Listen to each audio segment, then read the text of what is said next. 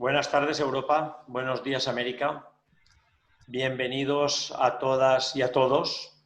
Una sesión más de aula abierta, ortobiología, con el comandante Dr. Gonzalo Mora a los mandos de la nave. Hoy vamos a hablar de vacuna autóloga de células dendríticas en el cáncer. Y verán como al final de la exposición, por parte de nuestro buen querido el doctor Raúl Ríos, de Santiago de Chile, no hay tanto descubierto bajo el sol, como se van a dar cuenta.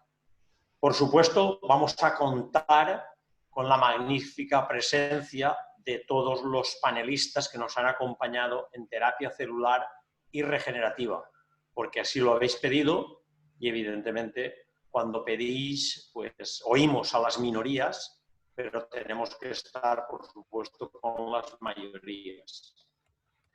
Sin más, Gonzalo, cuando quieras, puedes dar paso ya al doctor Raúl Ríos. ¿Qué tal, Raúl? ¿Cómo andas? ¿Tienes el micro apagado? ¿Tienes el micro apagado, Raúl?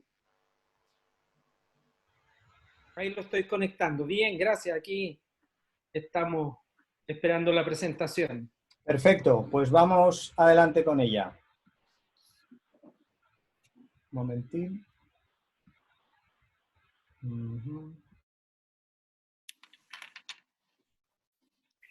¿Cómo están, queridos amigos? Un gusto estar con ustedes, de estar en esta invitación con Rocío, con Vicente, grandes amigos.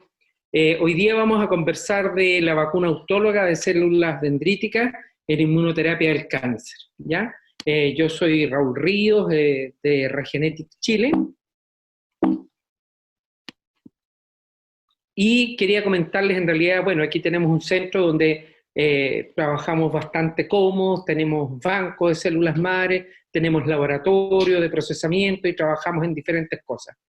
Este es un video que en beneficio del tiempo era la presentación de una paciente, pero no lo vamos a dar por ganar tiempo. El Premio Nobel de Medicina en el año 2011 fue precisamente por esta vacuna de células dendríticas, que fue descubierta por el doctor Ralph Steinman de la Universidad de Rockefeller en el año 1973. En el año 2013 la revista Science publica como la inmunoterapia contra el cáncer como el avance científico más importante de ese año, y en el año 2018 ya el doctor Allison y Onjo, uno de Estados Unidos y de Japón, ganan el premio Nobel fundamentalmente por los bloqueadores de checkpoint, que es inmunoterapia medicamentosa. Hace tiempo atrás también escuchamos la noticia de Jimmy Carter, que se libraba de un cáncer, tenía metástasis incluso cerebrales de un melanoma, y él logró revertir esta posibilidad y de hecho todavía está con vida. ¿Qué es la inmunoterapia? Bueno, la inmunoterapia es el tratamiento mediante el cual hacemos manipulación, activación o estimulación del sistema inmune. Uno de los más antiguos que conocemos de inmunoterapia son precisamente las vacunas, que han estado en cuestionamiento también, pero no por el hecho de las vacunas, sino que precisamente por el problema con el timerosal que todos conocemos, pero están permitido el control y en muchos casos incluso la erradicación de enfermedades que provocaban gran cantidad de muertes, o incluso personas que tenían secuelas cuando sobrevivían, como el sarampión, la viruela, por ejemplo. Todos conocemos la inmunidad del cáncer, y uno de los problemas precisamente es que esta inmunidad en el caso del cáncer se ve alterada. Este es un trabajo clásico de la doctora Sábado, muy interesante porque habla de inmunoterapia precisamente con vacunas de células dendríticas. Hicieron un estudio en sujetos sanos y demostraron que la inyección de una vacuna de células dendríticas con un antígeno era suficiente para inducir respuesta inmune específica de antígeno en vivo. Una vez que nosotros hacíamos eso, se inyectaban, y en el tejido linfático permite activar las células, los linfocitos T, directamente contra, digamos, el tumor, y esto es generado por antígenos tumorales. ¿Por qué la inmunoterapia de células dendríticas? Bueno, se ha visto que el uso reciente precisamente de los anticuerpos bloqueadores de los puntos de control, los checkpoints que conocemos, han demostrado gran beneficio en algunas patologías como el melanoma, el cáncer de pulmón y otros tumores sólidos, ¿ya? Pero a pesar de esto, había un alto porcentaje de pacientes que siguen siendo refractarios a la terapia, ¿ya? Lo que sugiere fuertemente que la combinación con otro tipo de inmunización activa, como en este caso las vacunas de células dendríticas, puede mejorar nuestras tasas de respuesta en estos pacientes, ¿ya? Las vacunas de células dendríticas se pueden utilizar como un tratamiento complementario en estos pacientes con cáncer, ¿ya? Y la entrega óptima de un amplio conjunto de antígenos asociados a tumores, que es lo que hacemos, y el uso de ayudantes, que también les voy a comentar. ¿Por qué tenemos esta ventaja de la inmunoterapia con células dendríticas, el Oncovac que nosotros tenemos? Hay varias cosas importantes que destacar aquí. Primero, que actúan en las primeras etapas de la respuesta inmune, en la presentación de antígenos, que precisamente es uno de los mecanismos de evasión que tienen los tumores. Les voy a mostrar después la imagen. Además, induce memoria inmunológica, que es uno de los problemas también de la recidiva tumoral que se puede ver a los 2-3 años, después que todos estamos contentos cuando se supone que habíamos logrado vencer al tumor. Además, induce respuesta inmune que es tumor específica, a diferencia, por ejemplo, de los bloqueadores de checkpoint y todos esos, que no son antígenos inespecíficos, por lo tanto, producen un daño generalizado. Estimula el microambiente tumoral. Ya los tumores con peor pronóstico son los que tienen pocas células dendríticas y linfocitos T. En combinación con quimioterapia tiene un efecto sinérgico, o sea, mejora los resultados de la quimioterapia. Esto sale en esta publicación, que son estrategias para optimizar la eficacia de la inmunoterapia con células dendríticas. Mejora los resultados de terapias dirigidas como el sunitinib, por ejemplo, que es un inhibidor de la tirosinquinasa, asociado a la vacuna de células dendríticas, mostró una expansión de células TCD8 y mejoría de la sobrevida en casos de carcinoma renal. En combinación con inhibidores del checkpoint, ¿ya? Sería la combinación ideal. Tal como les decía yo, los inhibidores de checkpoint son antígenos no específicos, por lo tanto producen una amplia respuesta antitumoral, pero que también daña tejidos sanos, por así decirlo. Tienen un bajo perfil de toxicidad y en un trabajo publicado ya en el año 60, acá en Chile les quería comentar, en el 60% de los pacientes con melanoma en etapa 4, o sea, avanzado, tratados con vacunas de células dendríticas, mostraron respuesta inmunológica que se correlacionó con una prolongación en la sobrevida de 3 veces por lo menos. La historia de la inmunoterapia la conocemos ya, en realidad, como les decía, las vacunas, y esto ya desde hace más de 150 años. Conversando un poquitito de esto mismo, de la historia de la inmunoterapia, en el año 1796, Jenner, que era un boticario y cirujano, como éramos los médicos en esos tiempos, descubrió la primera vacuna contra la viruela, y precisamente en mujeres que trabajaban en la ordeña, porque enfermaban de un tipo de viruela precisamente vacuna, y eso las hacía inmunes. Después, en los años 1890, vino la toxina de Coley, que fue muy importante y se usó durante muchos años, hasta que apareció fundamentalmente la quimioterapia, que se nos fue olvidando. En los años 1980 empiezan a hacen aparición la citoquina, el interferón alfa, la interleuquina 2, y recién en los años 1990 aparecen nuestras vacunas de células dendríticas. Como les comentaba, la toxina de Coley es bien interesante. En el año 1891, el doctor Coley inyectó a un paciente con cáncer de 35 años, que incluso se había operado de 2 recaídas tumorales, y le inyectó bacterias de erisipela, del tipo de Streptococcus pyogenes, directamente en el tumor. Esto lo hizo varias veces, y el tumor se achicó, incluso el paciente sobrevivió 8 años más del tiempo.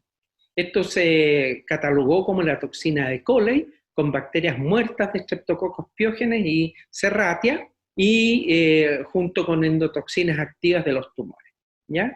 Pero como les comenté, con el desarrollo de la radioterapia y los avances en quimioterapia, esta toxina fue perdiendo importancia. Como les comentaba, la evasión inmune tumoral es uno de los mecanismos por los cuales los tumores siguen creciendo, y es porque las células tumorales disminuyen o no expresan los antígenos de superficie, impidiendo el reconocimiento por parte de células del sistema inmune.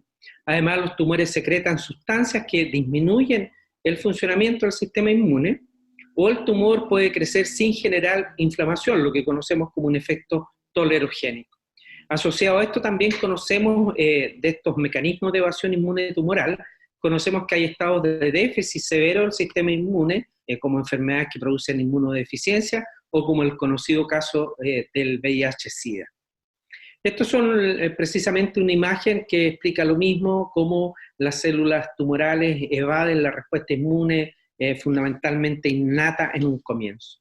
Este es otro esquema muy interesante que es el inmunograma del cáncer, que nos permite saber qué pacientes van a tener una mejor respuesta a nuestra inmunoterapia, y podemos conocer estos biomarcadores, como por ejemplo lo que es el estado inmune general, la infiltración de células inmunes en el mismo tumor, o la ausencia de checkpoint, y una cosa muy importante que lo que nos dedicamos a la medicina integrativa hemos ido viendo que es tan importante como, por ejemplo, la microbiota intestinal, que en este esquema que fue desarrollado hace un par de años atrás no existía y ahora ya es muy importante. Entonces la inmunoterapia es el tratamiento de enfermedades, en este caso el cáncer, pero también lo utilizamos en enfermedades autoinmunes que inducen, mejoran o suprimen la respuesta inmune. En el caso del cáncer tiene un efecto inmunogénico, y en las enfermedades autoinmunes lo que buscamos es un efecto tolerogénico.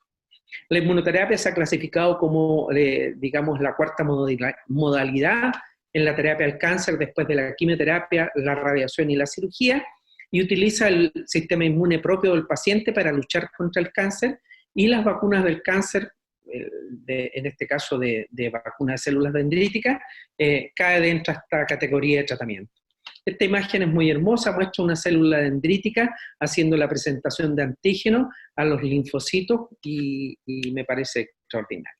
Los tipos de inmunoterapia, bueno, tenemos la inmunoterapia con células dendríticas, con anticuerpos monoclonales y con citoquinas que ya se vienen utilizando hace bastante tiempo. Muchos de estos son los famosos medicamentos que terminan como Sumab, que todos los conocemos, y también hace poco tiempo se empezó con la terapia CAR-T, que ha tenido bastante buenos efectos, y se utilizan linfocitos, pero todavía está en etapa de desarrollo experimental.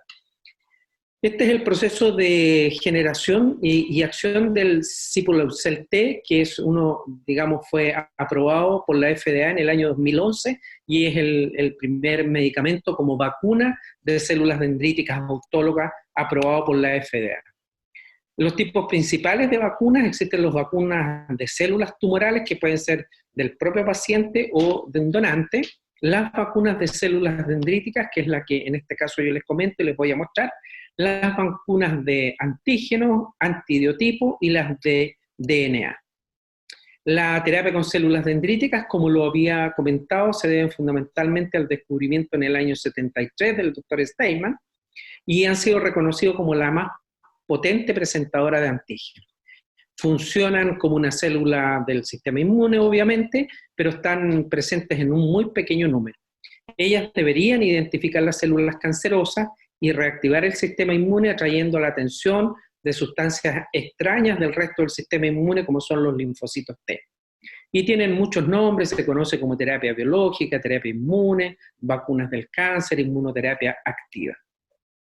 Esto les comenté que eran las diferentes etapas donde la inmunoterapia tiene diferentes dianas, y si vemos en la imagen, las vacunas están precisamente en la segunda etapa, donde se produce la activación. En cambio, cuando uno viene hablando de los bloqueadores de checkpoint, vienen recién actuando en la etapa 6 o 7, por lo tanto, funcionan, ¿sí?, muy bien, y por eso es tan importante el efecto sinérgico, porque si nosotros partimos mejorando la respuesta inmune general con nuestra vacuna de células dendríticas, después probablemente van a funcionar mejor lo que son los medicamentos. Esta vacuna de células dendríticas requiere un cultivo de expansión fuera del cuerpo. Yo les voy a mostrar, el protocolo normalmente demoraba 7 a 8 días incluso, nosotros lo cortamos a 24 horas. Estas células dendríticas son capaces de reconocer antígenos por varios métodos, aquí lo hacemos, y están siendo utilizadas en múltiples cánceres, en general de órganos sólidos, pero nosotros también lo hemos utilizado en leucemia y en linfoma. Los tipos de cánceres que han sido tratados con células dendríticas, prácticamente todos: cerebro, hueso, mama, vejiga, colorectal, hígado, pulmón, mieloma múltiple, ovario, próstata, que es muy importante y donde hay, como les decía, el Sipuleucel, que está aprobado por la FDA. Ahora vamos a hablar un poquitito, esta parte es interesante porque vamos a ir a hablar cómo se hace la vacuna, cuál es el protocolo de Oncovac, nuestra vacuna que tiene ese nombre de células dendríticas. Lo que requerimos no necesariamente es una leucoféresis, podemos hacer una extracción de sangre si vamos haciendo cada una de las vacunas. En general nosotros utilizamos 6 a 8 vacunas, las 3 primeras se usan cada 15 días y después hacemos una mensual, o sea, el tratamiento dura alrededor de 6-7 meses, un ciclo de inmunoterapia con vacuna de células dendríticas. Podemos hacer una leucoféresis en que obtenemos prácticamente 1 litro de sangre y hacemos las 8 vacunas de una sola vez y las dejamos congeladas y se descongelan cuando se van a usar. O lo que hacemos nosotros, más práctico y menos costoso para el paciente, para que no salga tan caro, digamos, es ir haciendo cada una de las vacunas y extraemos 150 ml de sangre total. Tenemos que tener también idealmente una muestra de biopsia tumoral del paciente. Como muchas veces eso es difícil, nosotros tenemos disponible la proteína recombinante que nosotros denominamos antigen, con la cual hacemos la activación. El producto va a ser el Oncovac, que son células dendríticas de múltiples dosis, y cada una de ellas contiene 5 a 10 millones de células dendríticas. Las administramos cada 2 a 4 semanas, como les comenté, asociados a un ayudante que es el imiquimod, que eso tiene bastante buen resultado para producir estimulación local de la migración tanto de células dendríticas en el paciente y de linfocitos T. Aquí está la metodología, yo estoy contando lo que normalmente se reconocía, se hace la leucoféresis, se hace la centrifugación, les voy a ir mostrando paso a paso después, no se preocupen. Obtenemos ahí por citometría de flujo los monocitos CD14, los incubamos y después se hace con el lisado tumoral o con el antígeno tumoral inespecífico, la activación de las células dendríticas y la maduración. En el paso 1 tenemos la separación de los mononucleares de sangre total y eso se hace mediante una gradiente Ficoli-Paque en que obtenemos linfocitos y monocitos mediante una centrifugación que para cualquier biólogo bioquímico que trabaje en el laboratorio es algo muy sencillo. En el paso 2 vamos a hacer el cultivo de estos monocitos para su maduración para células dendríticas, y eso lo logramos habitualmente con citoquinas. En el paso 3 hacemos la maduración ya de estas células dendríticas. Aquí hay algunas diferencias porque nosotros hacemos mucho de esto, les voy a mostrar con fotomodulación, y con eso logramos acortar estos 7 a 8 días, que era normalmente el cultivo, lo que está descrito clásicamente, a 24 horas. Nosotros en 24 horas tenemos ya lograda nuestra vacuna. La obtención del antígeno tumoral, que es lo que nos interesa, podemos hacerlo de un bloc de parafina, es decir, de una biopsia que ya esté para ser vista o que el paciente la haya tenido hace un tiempo, con una biopsia fresca, que sería lo ideal, con líneas celulares, los cuales van a ser halogénicos, o con proteínas recombinantes, como en el caso que nosotros utilizamos el antigen R. La recuperación de antígenos del bloc de parafina, ¿ya? El protocolo es remover de la parafina. Yo les dejo esto, se los muestro para que lo vean. Está escrito cómo se hace el protocolo, la gente del laboratorio lo conoce. Nosotros no lo usamos mucho porque la desventaja es que la cantidad de antígenos podría resultar insuficiente. ¿Cuál es la ventaja? Que los bloques de parafinas pueden ser almacenados a temperatura ambiente y el antígeno puede ser extraído después de mucho tiempo, pero también lo que sabemos nosotros es que los tumores van mutando, por lo tanto puede que esos antígenos hayan cambiado con la situación actual del paciente. La recuperación del antígeno desde una biopsia se hace por una preparación de lisado tumoral. Aquí tienen la técnica también descrita, la pueden guardar, y esto, la ventaja es que tenemos una actualización del antígeno, como les decía, la mutación la evitamos, La desventaja es que no es posible en todos los pacientes estar tomando biopsias, es incómodo o no pueden ser asequibles, ¿ya? Los antígenos desde linaje tumoral, todos sabemos que hay líneas tumorales que están descritas y que se pueden comprar en internet, uno puede ubicarlas. En Estados Unidos hay muchos laboratorios que la venden. La ventaja es que se puede extraer una buena cantidad de proteína, la que uno necesita. La desventaja en realidad es que es halogénica, por lo tanto pudiera no necesariamente ser específico del paciente. Y en el caso de las proteínas y péptidos recombinantes, existen incluso específicos para tumores, ya han sido desarrollados ya hace bastantes años, para próstata, ovario, páncreas, riñón, mama, etc. Pero también existen otros que traen varios tipos de tumores como el que nosotros usamos. En el quinto paso está la obtención de las células dendríticas.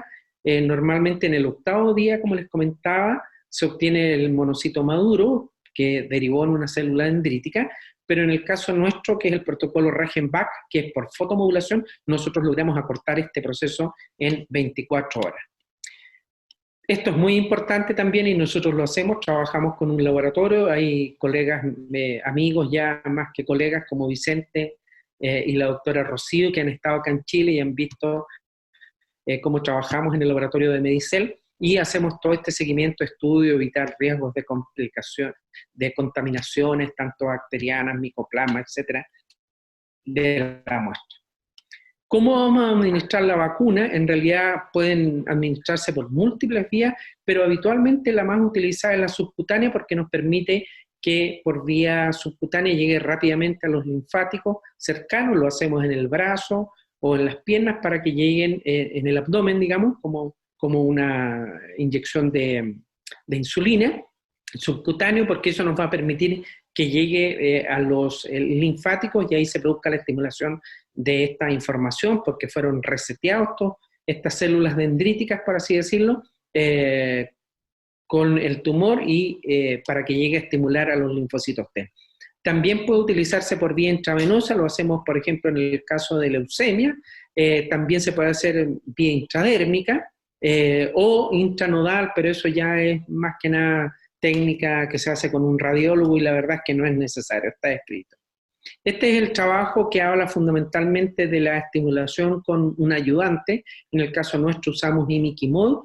Es interesante que lo revisen porque muchas veces se ha visto que solamente con un ayudante como el imiquimod, que los ginecólogos habitualmente lo conocen, que se usa en neoplasia vulvar, únicamente usando este producto uno puede lograr la maduración de los linfocitos, de las células dendríticas inyectadas en la piel, pero nosotros preferimos hacer todo el proceso incluso dentro del laboratorio. ¿Cuáles son las indicaciones de la vacuna o las aplicaciones? Bueno, si la enfermedad está estable incluso y el paciente no está en tratamiento de quimioterapia o radiación. En el caso del paciente que ya esté libre de enfermedad, pero con riesgo de una recurrencia, lo que vemos muy frecuente en cáncer de mama, por ejemplo. En paciente que ya está en una etapa 4 y está con un manejo paliativo, lo que hemos visto que mejora mucho la calidad de vida, el paciente no tiene sintomatología, no sé por qué se quita mucho los dolores, el paciente se siente mejor, por lo tanto como paliativo también, y prolonga la sobrevida probablemente un tiempo que para el paciente puede ser importante. En pacientes que requieren inmunoterapia, además, que se están realizando una quimioterapia y una radioterapia, e incluso se ha visto que en el caso de la cirugía, la inmunoterapia logra delimitar mejor el tumor si uno hiciera una inmunoterapia durante un tiempo, y eso permite al cirujano tener una cirugía más limpia. Cuando se han agotado ya todas las opciones de tratamiento, que lamentablemente los pacientes con cáncer, probablemente en los países de ustedes pase lo mismo, los sistemas, los seguros le cubren cierto tipo de terapias y habitualmente estas terapias no están consideradas. ¿Cuáles son los efectos colaterales de la inmunoterapia con células dendríticas? En general, al ser una terapia autóloga, es muy segura, no se ven efectos, yo no he tenido por lo menos. Algunos pacientes pudieran las primeras horas experimentar como un like flu, como un resfrío, más que nada algo de fiebre, cansancio, y en realidad no hemos visto, yo tampoco he tenido reacciones anafilácticas, y obvio si son células del propio paciente. Aquí vemos datos publicados en próstata, en cáncer de mama, por ejemplo, para que vean que y hay muchos otros estudios más. Y esta es otra cosa muy interesante, los criterios de respuesta relacionados con la inmunidad, o con la inmunoterapia, mejor dicho, ¿ya? Normalmente es un nuevo patrón de respuesta antitumoral que no puede ser detectado por los criterios de la OMS o del RECIST. Los pacientes que se les hace una quimioterapia, normalmente se produce una quemadura, por así decir, del tumor, y el tumor se achica. En cambio, en el caso de la inmunoterapia, como se produce una lucha dentro del tumor entre una mayor inmunidad, una mayor respuesta inmune, muchas veces se puede ver que el tumor crece, y por eso aparecen estos criterios de respuesta relacionados con la inmunidad, que son diferentes. Como les decía, puede haber una respuesta después de un aumento inicial de la carga tumoral, pero en realidad corresponde a una pseudoprogresión. Muchas veces los pacientes están muy apurados, van a control con su oncólogo, el oncólogo que no maneja inmunoterapia va a ver una imagen en el PET, por ejemplo, de mayor tamaño, y el paciente se va a asustar junto con el médico. Hay que tener claro que esto es una pseudoprogresión. Y también hay respuesta en presencia como que aparecieran nuevas lesiones. Esto es lo que se llaman respuestas no convencionales, está descrito, y uno tiene que explicarle al paciente antes del tratamiento. Otra cosa importante es que hay una separación tardía en las curvas de supervivencia. En general, si el paciente tiene un pronóstico de sobrevida menor de 3 a 6 meses, uno debería evitar intentar hacer el tratamiento, porque hemos visto que el paciente que logra sobrevivir más de 6 meses, ahí se produce esta separación. Ya, por lo tanto, como conclusiones de la inmunoterapia, digamos, esto que les comentaba yo, es una nueva cinética del tumor, se produce una separación tardía de las curvas de supervivencia, se necesita ver otras variables para la evaluación, ¿ya? ¿Qué es importante aquí? Los endpoints más apropiados, digamos, es la media de la sobrevida, la fracción de curación y la probabilidad condicional acumulada de la sobrevida en determinados tiempos puntuales. ¿Cuál es el futuro entonces de esto, lo que estamos viendo? Bueno, a mí me pasó que yo esta charla la he revisado, la he visto y estoy estudiando permanentemente, pero ahora había estado preocupado con mucho esto del COVID, de la terapia con células madres en COVID, había estado preocupado de ese tema, lo había dejado un poco de lado, la revisión la había hecho probablemente en noviembre, diciembre del año pasado, y ahora volví a revisar y me encuentro que hay nueva información, bastantes trabajos, sobre todo en la cosa molecular, de cómo funciona la vacuna con células dendríticas.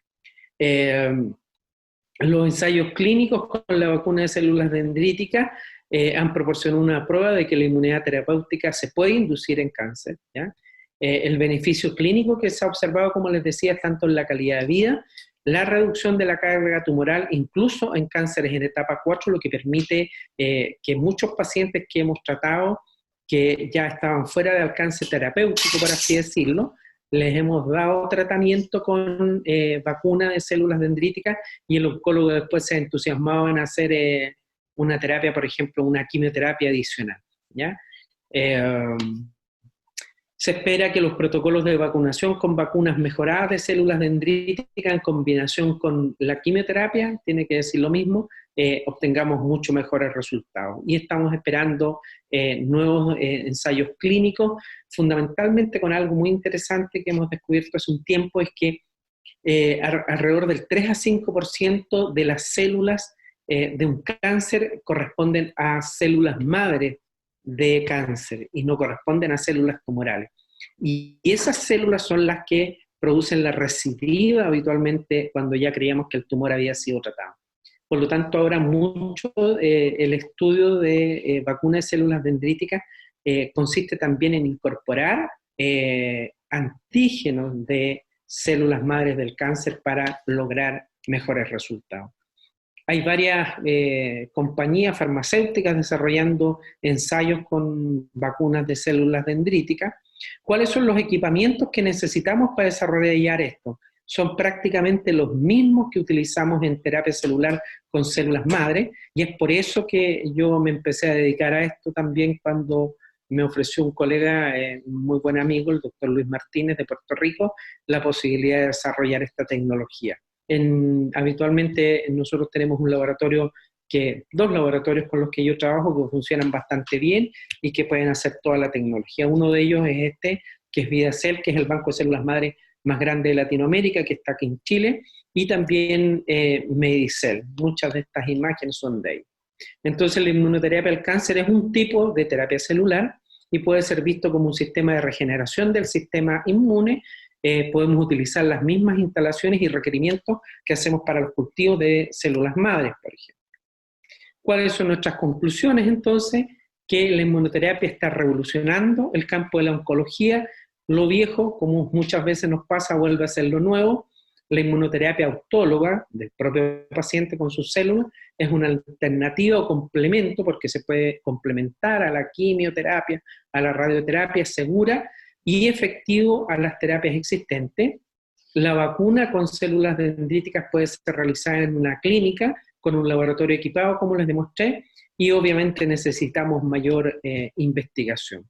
Este es el trabajo típico, lo muestro del Sipeleucel, que permitió con este trabajo en cáncer de próstata resistente a la castración y que en el año 2011 logró la aprobación por la FDA.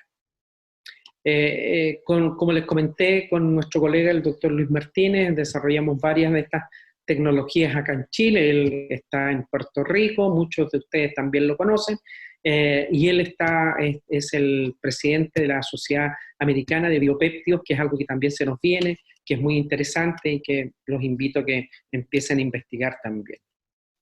Les agradezco la oportunidad de haber participado con ustedes, quedo llano a cualquier pregunta. Ahí está también mi correo electrónico, nuestra página, si se quieren contactar conmigo. Fue un gusto como siempre.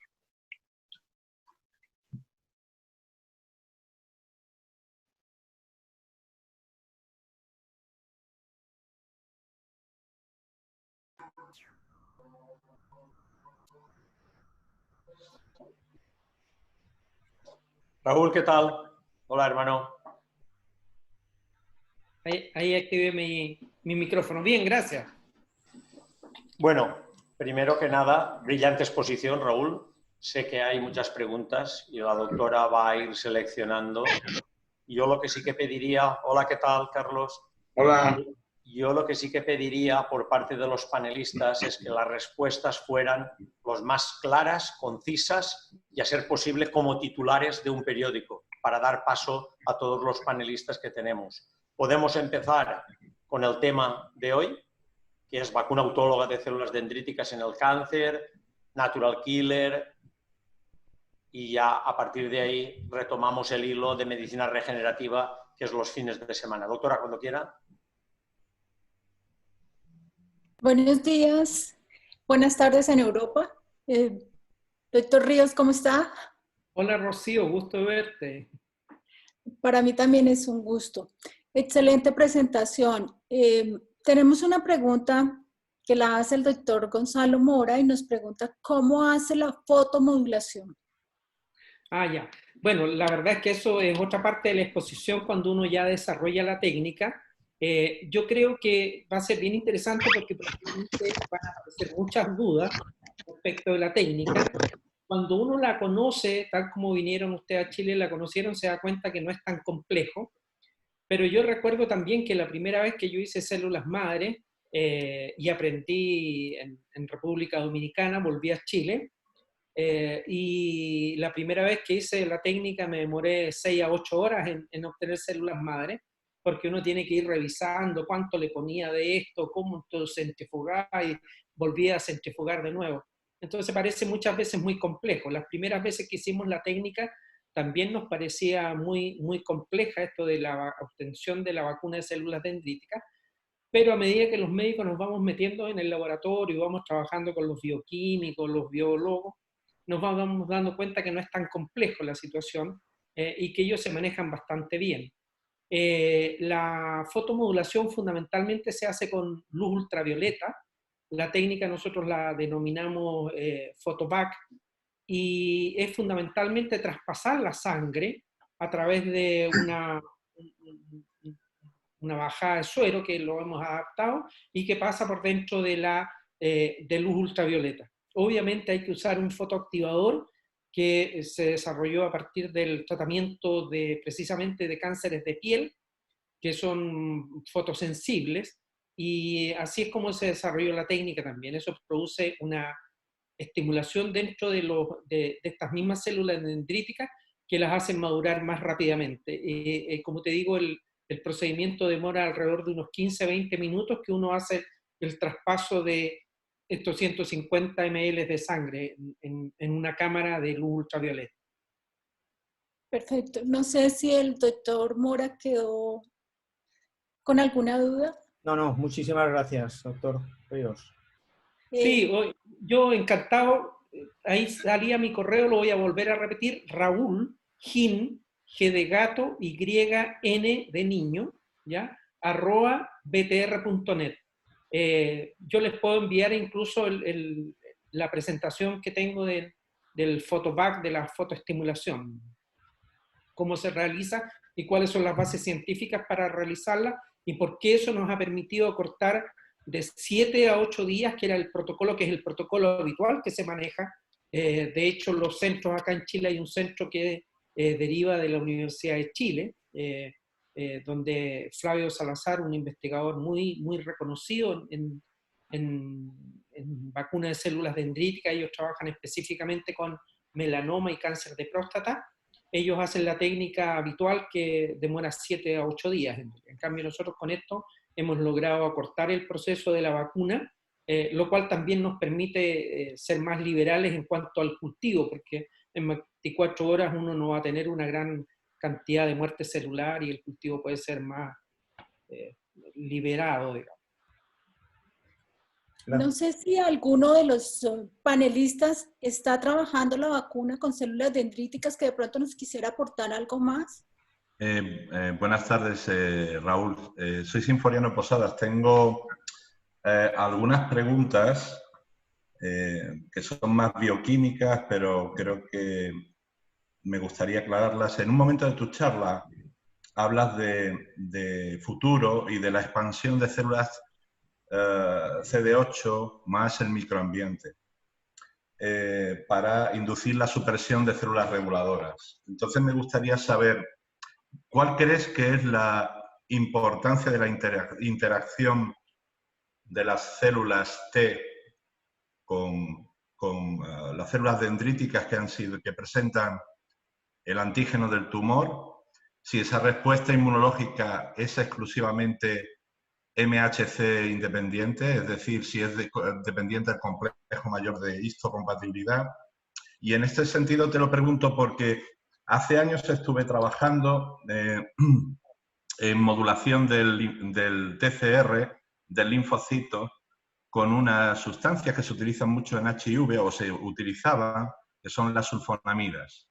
Y las sulfonamidas tienen la capacidad de regular el TCR del linfocito sin necesidad de presentación de antígeno. Entonces, bueno, son varias ideas, pero querría que me dieras tu opinión, por favor. Gracias, Raúl. Muy interesante, Sinforiano, y me parece que eso es lo interesante de que estemos conversando, gente que puede manejar diferentes áreas o etapas de la respuesta inmune. La verdad es que sabemos que la respuesta inmune es muy compleja, tiene una etapa inicial adaptativa y después tiene ya la parte donde entran a jugar los linfocitos, la liberación de anticuerpos, los linfocitos T y B, y obviamente todas las etapas son importantes y probablemente por eso muchos de los tratamientos, como yo lo mencionaba ahí, no van a tener los mismos resultados si nosotros usamos los bloqueadores de checkpoint, por ejemplo, que son excelentes medicamentos, pero que son inespecíficos, por lo tanto van a destruir todo lo que encuentren también un poco como la quimioterapia, y no van a funcionar si la respuesta inmune no está buena. Por lo tanto, es verdad lo que dice Sinforiano, si nosotros además nos preocupamos de que haya una buena respuesta inmune a través de los linfocitos T, porque digamos en este caso, las células presentadoras de antígeno se activan fundamentalmente y se resetea la información para que reconozcan este antígeno nuevamente como tumoral, en parte de la evasión tumoral que se hizo. si no tenemos después un linfocito T de buena calidad, o que haga esa respuesta, o que haga esa función precisamente citotóxica, no nos va a servir de nada tampoco nuestra activación, por así decirlo, en las primeras etapas del sistema inmune. Así que a mí me parece muy interesante lo que está planteando Sinforiano, y de hecho me declaro un poco conocedor de esa etapa. Yo, como les decía, he tratado de indagar también lo que es la terapia con CAR-T. Todavía está en etapa de desarrollo bastante experimental, con algunas dificultades, por lo que he conocido, digamos. Por lo tanto, me interesa mucho Sinforiano, probablemente que pudiéramos en algún momento conversar este tema precisamente para una manera de que con lo que tú has planteado ahora pudiéramos mejorar la respuesta de los linfocitos T. Muchísimas gracias, Raúl. Seguro que lo haremos. Sí, sí. Gracias, Gracias por tu respuesta. Doctor Ríos, me nace una inquietud. Cuando nosotros estuvimos allí, estuvimos haciendo consulta con ustedes, vimos pacientes a quienes usted les había puesto la vacuna con muy buenos resultados. Quisiera saber que nos contara un poco acerca de esa experiencia y que nos dijera cuáles han sido los resultados con sus pacientes después de haberles colocado la vacuna. Bueno, yo lo comenté también ahí, uno de los problemas que probablemente vamos a tener todos en los que nos dedicamos a medicinas integrativas y terapia celular, es que los pacientes por los seguros sociales que existen en nuestro país, en nuestros países, nos van a llegar cuando ya están fuera del alcance terapéutico probablemente, o están con paliativo. Entonces, obviamente, un paciente en una etapa 4 con metástasis generalizadas pulmonares, los resultados, incluso con células dendríticas, son alrededor del 12%. ¿Ya? O sea, son resultados que no son muy óptimos, pero son en pacientes que no tienen ninguna posibilidad, o sea, que los mandaron a la casa a morir, y con mucho dolor y mucho compromiso del estado general. Yo en realidad hago inmunoterapia con células dendríticas, pero como ustedes vieron, mi protocolo es un poco más integrativo. Yo también manejo la Smart Nutrition, que así le nombramos, que fundamentalmente se basa en dieta cetogénica y lograr alcalinidad de los tejidos. Y también utilizo oxigenación con cámaras hiperbáricas, ¿ya? Y es muy interesante también, ayer algo se conversó un poco en eso, los médicos, por lo menos yo en la época que estudié hace 30 años atrás, nos quedábamos con la idea de que como que el oxígeno estimulaba el crecimiento de los tumores, y finalmente era porque no habíamos leído o no habíamos entendido lo que nos dijo Otto Warburg, que es todo lo contrario en realidad. El tumor crece en un ambiente hipóxico. Puede que por lo mismo se active la neoangiogénesis y hayan vasos sanguíneos, pero en realidad el tumor en el centro es absolutamente hipóxico. Por lo tanto, a las células tumorales no les gusta el oxígeno. Por lo tanto, además nosotros agregamos cámara hiperbárica y estamos agregando ozonoterapia en vista de trabajos que han demostrado mucha efectividad. También utilizo biopéptidos, por ejemplo la timosina alfa, que también es un excelente inmunomodulador, y con eso uno ve que con todo este conjunto de cosas tiene mejores resultados, no solo del punto de la sobrevida, que probablemente sí la vamos a lograr muchas veces nos pasa, y aquí cuesta que el resto de mi equipo, que son administrativos, entiendan, que de repente llegamos un día lunes y me dicen, doctor, falleció don Carlos, por ejemplo. Entonces, pucha, si lo habíamos visto que estaba como tan bien, que estaba como repuntando, y falleció. Y la verdad es que eso uno lo ve, pero son pacientes que fallecen en pocos días y con bastante buena calidad de vida y poco sufrimiento. Así que eso es lo que yo he visto. Si uno lograra tener pacientes en etapa 2, 3, probablemente los resultados son mucho mejores, que es lo que yo también he visto. No sé si con eso contesté. Perfecto. Buenas tardes. Os hablo desde Zaragoza hoy. Yo esperaba que en la reunión de hoy también participara de forma mucho más activa Sinforiano Posadas. Porque Sinforiano pues, tiene un laboratorio en España, en Málaga.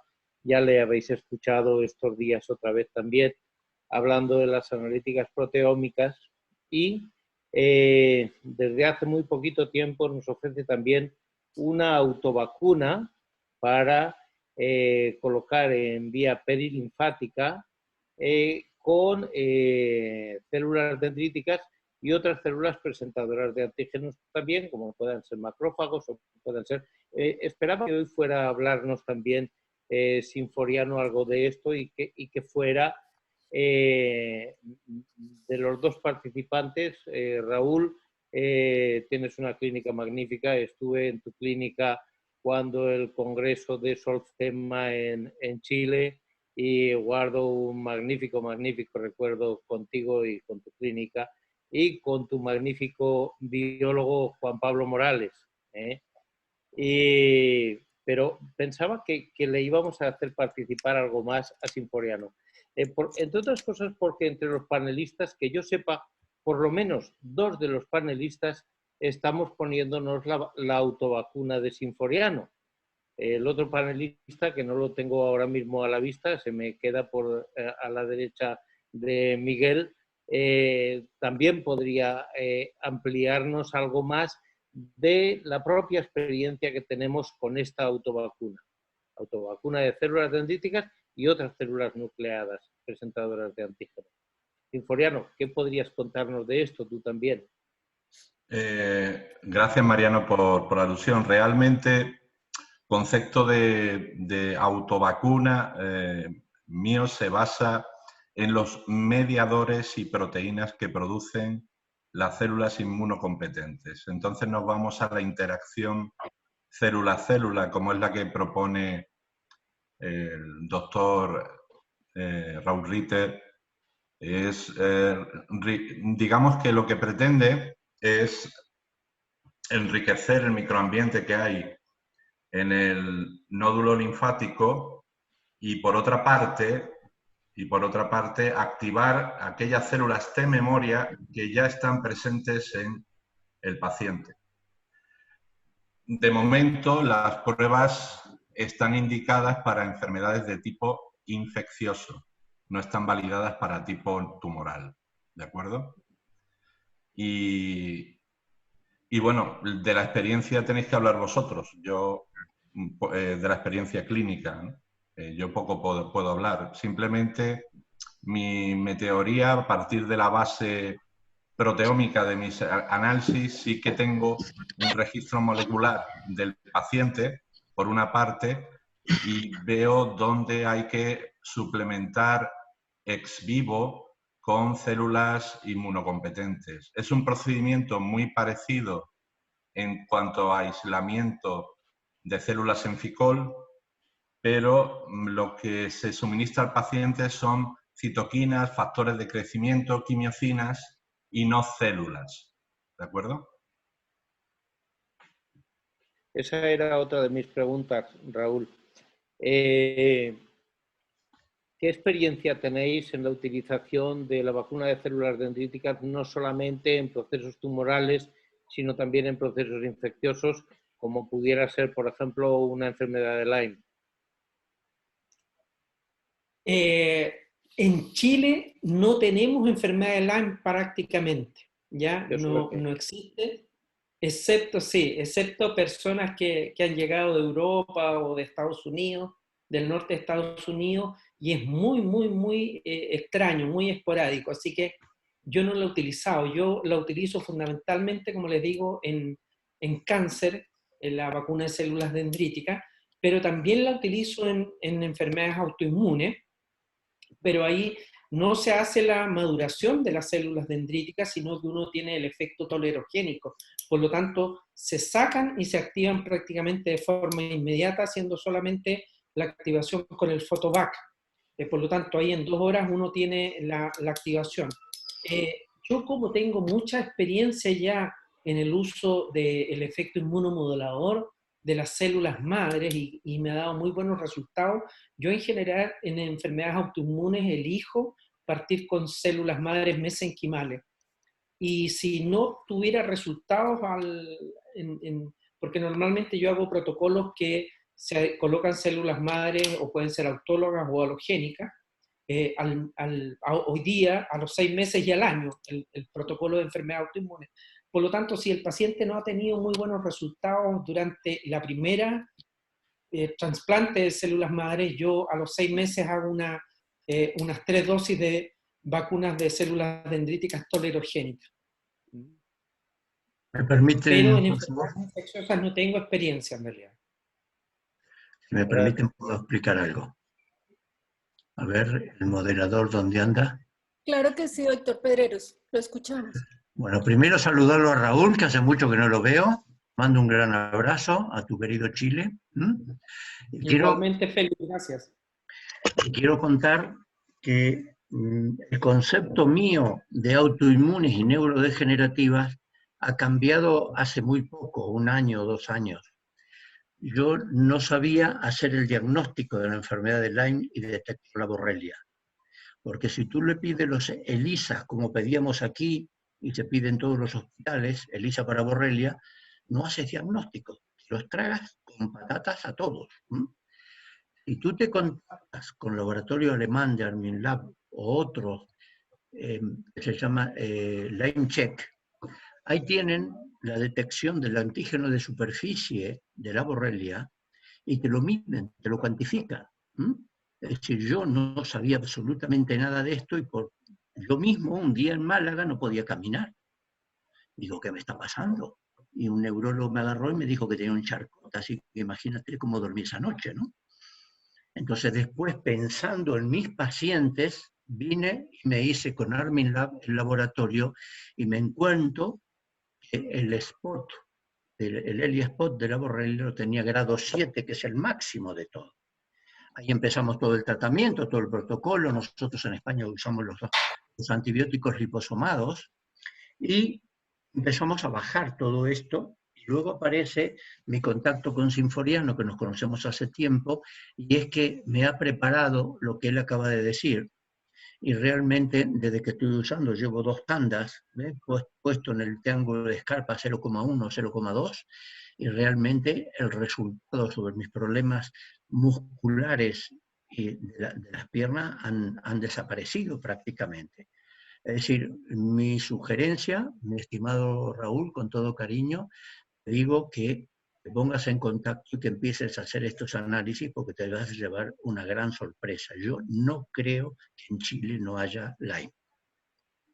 En mi humilde experiencia que te la transmito para que hagas esos análisis en tus pacientes y que realmente en 36 horas que llegue un kit a Alemania, ahí te van a decir el resultado de este tipo de cosas y lo vas a poder comprobar, ¿no? Porque nosotros en España, todos los que trabajamos con Lyme, nos hemos llevado esa sorpresa, porque antes nosotros no teníamos en cuenta esa situación. Lo tratábamos como tú dices, actuamos sobre la autoinmunidad, que viene el T-regulador, ese me regula todo, pero hemos encontrado una cantidad de daño impresionante. Esa es mi humilde experiencia y que la transmito al grupo y a ti, Raúl, especialmente. Tienes mi correo, tienes mi teléfono, tienes todo para que doy absolutamente toda la información para que lo lleves a la práctica. Y no es mía solamente, es de toda la gente de España que estamos trabajando con este tema. Gracias, Félix, lo voy a considerar. Lo he pensado, pero acá en Chile, por lo mismo, como pensamos que no tenemos Lyme, no hay ni laboratorios que lo hagan, pero voy a considerar y me parece interesante. Yo hubo un tiempo que cuando asistí con ustedes a los congresos y he visto que lo conversan y lo hablan, lo pensé. En pacientes con neurodegenerativos o autoinmunes siempre he tenido la idea, pero como te digo, acá en Chile ni siquiera se toma en laboratorio. Todos los pacientes que yo recibo con esas patologías, Raúl, piensa que el 80% de los análisis de esos pacientes son positivos y los tienes que tratar. Esto, hay gente en el panel que lo está haciendo y que realmente puede corroborar lo que yo digo, ¿no? Claro, pero Félix, el problema es lo que tú has dicho, que el sistema ELISA, IgG IgM nos da un 76% de falsos negativos. Claro, así es. Un 76%. O sea, es mucho más fiable la moneda al aire, que solamente nos da un 50%. Claro. Tenemos una pregunta, doctor Pedrero. ¿Qué laboratorio alemán es el que está utilizando para hacer el diagnóstico de la borrelia? Armin Lab, se lo escribo aquí en el chat para que Sí, lo por escriba. favor. Porque nosotros también en Colombia nos pasa lo mismo que al doctor Raúl Ríos, ni siquiera lo aprendimos, la enfermedad de Lyme. Los laboratorios uno les dice, manda los exámenes y tampoco lo conocen, no es algo que esté estandarizado como lo tienen ustedes en Europa o los tienen en América del Norte. Para nosotros es algo que todavía está oculto. Y tiene toda la razón, debemos empezar a abrir la ventana para empezar a ver estas probabilidades de que las enfermedades autoinmunes pueden estar comprometidas con la enfermedad de Lyme. Sí, así es. Así es. Ha sido una sorpresa y realmente en este último año y medio y más, porque yo tengo esa enfermedad, yo me he ocupado muchísimo de estudiar este tema. Inclusive los americanos, la borrelia de los americanos no es la misma que la borrelia que tenemos en Europa.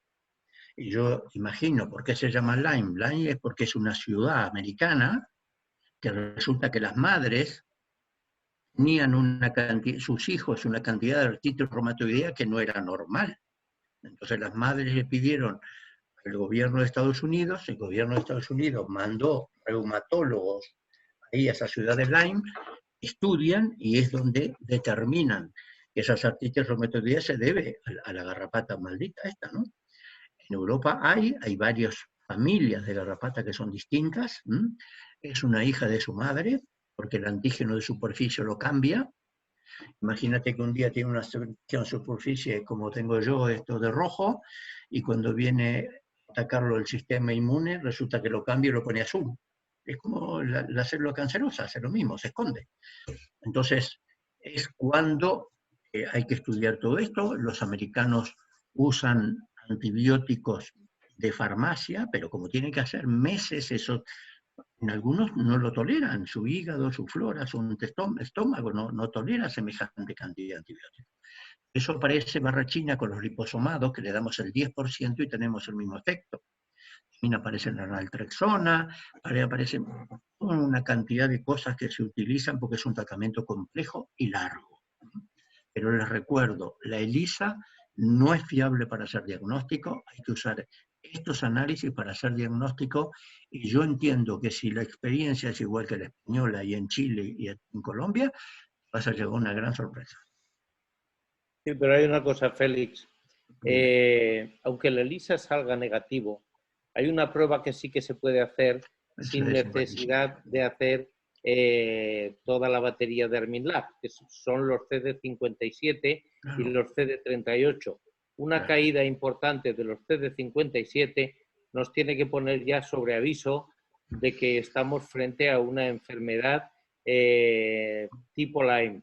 Y digo tipo Lyme porque hay otros dos agentes que tienen la misma capacidad. Uno es el Mycoplasma fermentis, con solamente 67 proteínas es capaz de recombinarse con el ADN celular y hacer cortes en las células, y desde hace años ya los especialistas en este tipo de agente hablan de que la gran pandemia que tenemos no es la del COVID, sino la de los jóvenes varones infértiles pueda ser debida al Mycoplasma fermentis. Y por otro lado también, no nos olvidemos de un virus inteligentísimo que es el virus de Epstein-Barr, capaz de modificar también los valores de interleuquina 10 y de Transforming Growth Factor de tipo beta, que son, no olvidemos, las dos citoquinas que producen los linfocitos T reguladores, y de esa forma alterar la situación de autoinmunidad y de exceso de inmunidad celular. Entonces, los tres tienen capacidad también para tirar por tierra los CD57 y producir un estado de hipoinmunidad. Sí, eso yo no lo hablé porque cuando tienes un Lyme y tienes el CD57, como dice Mariano, cuidado que no tenemos que pensar nada más que en el Lyme. Tenemos que pensar en las coinfecciones que las acaba de decir. Entonces, bueno, y ahí entramos con el virus. Y bueno, ¿y cómo matamos virus? Yo, por supuesto, uso dosis oxidantes de vitamina C, como si fuese un cáncer, y eso en muchísimos casos yo resuelvo el problema de los virus. Y por el otro lado, me cierra el circuito, lo que acaba de explicar Sinforiano, para poder enseñar a ese sistema inmune que venga y me controle la situación. Es un problema complejo, pero que realmente, bueno, tengo no sé cuántos, unos cuantos que estamos haciendo las cosas de Sinforiano y estamos siguiendo a ver los resultados. Ahí está Pepe Rodríguez, que también conoce el tema, y hay otra gente también que conoce este tema. Me gustaría incidir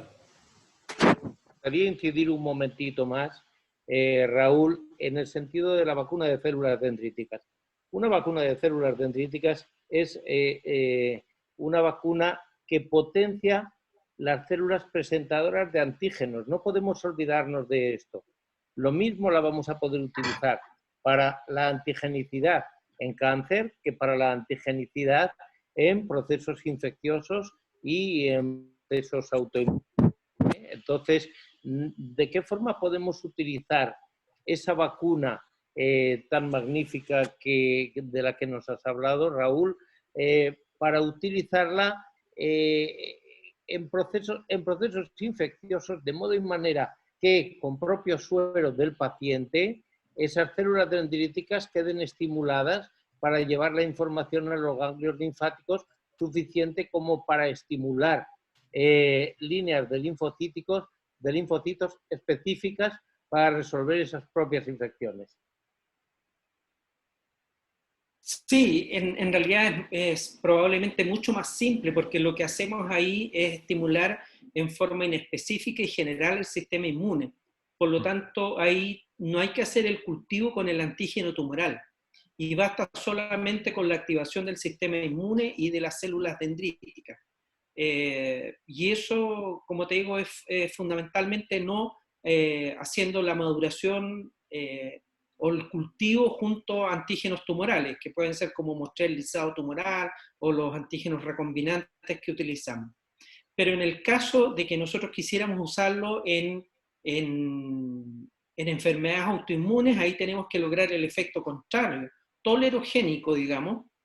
Por lo tanto, ahí lo que tenemos que hacer es que no logremos madurar las células dendríticas, ¿ya? Sino que las tenemos como células dendríticas inmaduras para precisamente regular y evitar el exceso de respuesta inmune, que es probablemente uno de los problemas en las enfermedades autoinmunes. Y es por eso que nosotros logramos eso en únicamente una activación, no en una maduración de las células dendríticas y las volvemos a inyectar en forma subcutánea para enfermedades autoinmunes. Vamos a aprovechar la presencia del doctor Carlos Miramontes y a ver qué nos cuenta de las Natural Killer. Carlos. ¿Se nos fue Carlos?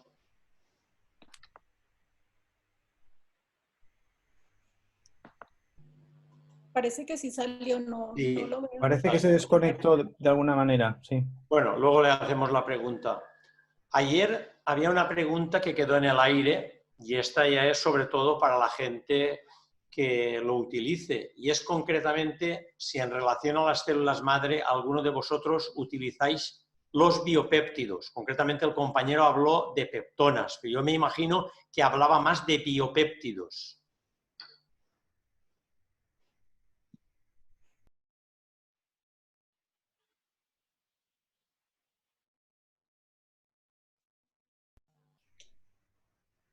Raúl, a mí me consta que tú utilizas biopéptidos.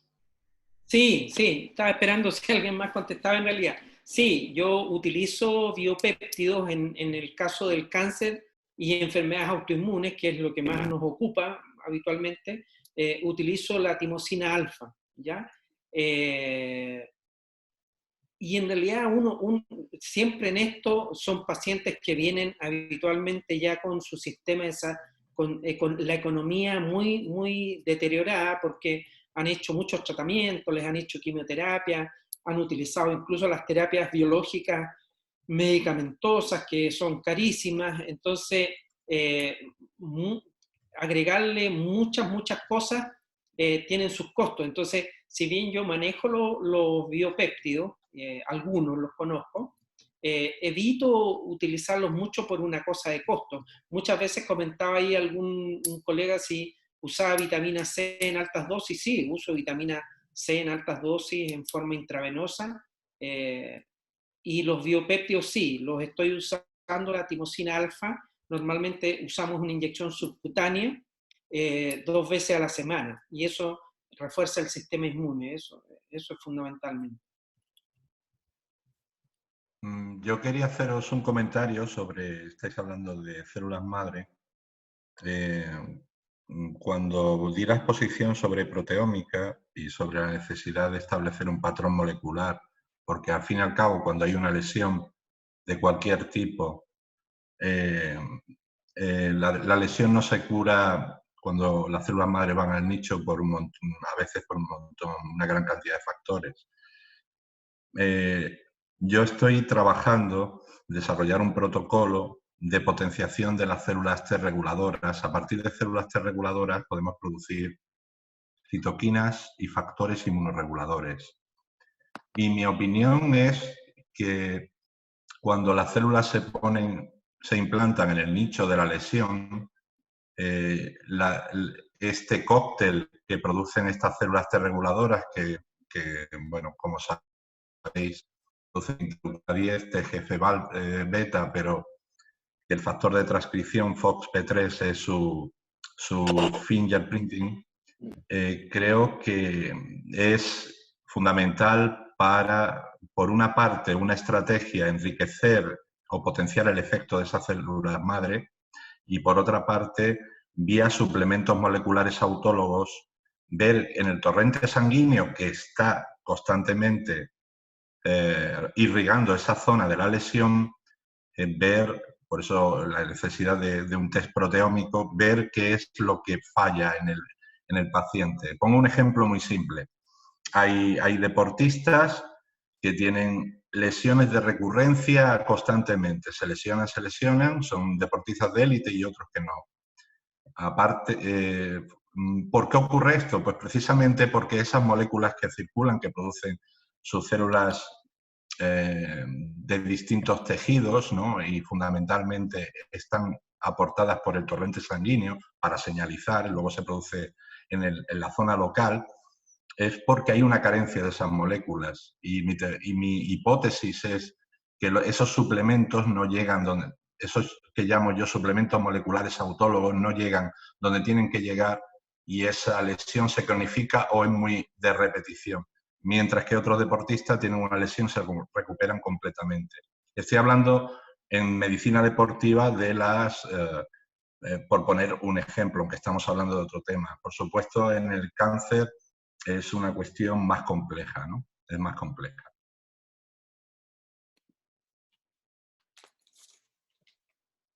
¿Me permitís un comentario? Claro que sí, doctor Rodríguez. Sí, vamos a ver.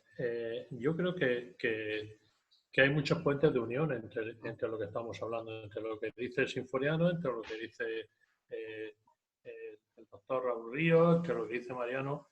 ¿Y por qué creo que hay muchos puentes de unión? Porque detrás de muchas patologías, incluido el cáncer, hay infecciones, hay virus crónicos, a veces también se sospecha que hay hongos, bacterias, la borrelia, etc. Entonces, si conseguimos a través de las células dendríticas estimular por esa presentación antigénica la inmunidad frente a los virus, bacterias, hongos que pueda haber en ese paciente, estamos también luchando contra el cáncer. Yo creo que es una forma de cerrar el círculo. Y coincido claramente con Feli. Feli y yo hemos llevado pues un poco una trayectoria similar en la búsqueda de cómo enfrentarnos a los pacientes con borrelia. Y Raúl, también te digo, en España no existe borrelia, no existe enfermedad de Leigh, y yo llevo diagnosticando en un año por más de 200 casos. ¿Eso qué significa? Que los métodos analíticos no son fiables, como ya ha dicho Mariano, como se ha dicho aquí. El test ELISA no funciona, hay que hacerlo con laboratorios especializados. Supongo que aparte de Armilab, en Estados Unidos también hay otros laboratorios que sirven para diagnosticar con eficacia la borrelia. Pero, repito, si somos capaces, aparte de ese concepto integrativo, de cerrar el círculo sabiendo que detrás o intuyendo que detrás de muchas patologías crónicas, incluido el cáncer, hay virus, bacterias, todo lo que sea trabajar con células dendríticas, con cultivo o con vacuna autóloga, vamos a llamarle también de esta forma, etcétera, bueno, pues va a ser eficaz para estos pacientes. Quería decir esto, potenciar claramente y felicitar el trabajo que está haciendo Sinforiano. Sinforiano yo creo que está haciendo un trabajo del que todos tenemos que estar agradecidos, porque nos está ofreciendo una cantidad de armas terapéuticas bestiales. Yo estoy esperando que pase esta situación de encierro, como todos sabemos, para poder ponerla en práctica, porque ahora mismo tenemos muchas ideas, tenemos muchas ganas de trabajar, pero no tenemos pacientes. Doctora, ¿alguna pregunta más? Hay una pregunta que está desde el comienzo y es que el doctor Ríos nombró que él hacía varios tratamientos de esta vacuna antes de hacerle la cirugía al paciente. Entonces la pregunta básicamente es, ¿cuánto tiempo antes le hace tratamiento antes de hacer la cirugía? ¿Y cuáles son los resultados? Ya. Siempre en cáncer tenemos poco tiempo, por lo tanto lo ideal es trabajar lo más rápido posible. Yo diría que con lo único que podríamos tener ciertas dificultades es en los timings con la quimioterapia, porque la quimioterapia nos va a matar células. Si colocamos nuestras células dendríticas muy cerca de una quimioterapia, también va a matar nuestras células dendríticas. Por lo tanto, es el único cuidado que yo tengo de tener una ventana de por lo menos unos 7 a 10 días con la quimioterapia.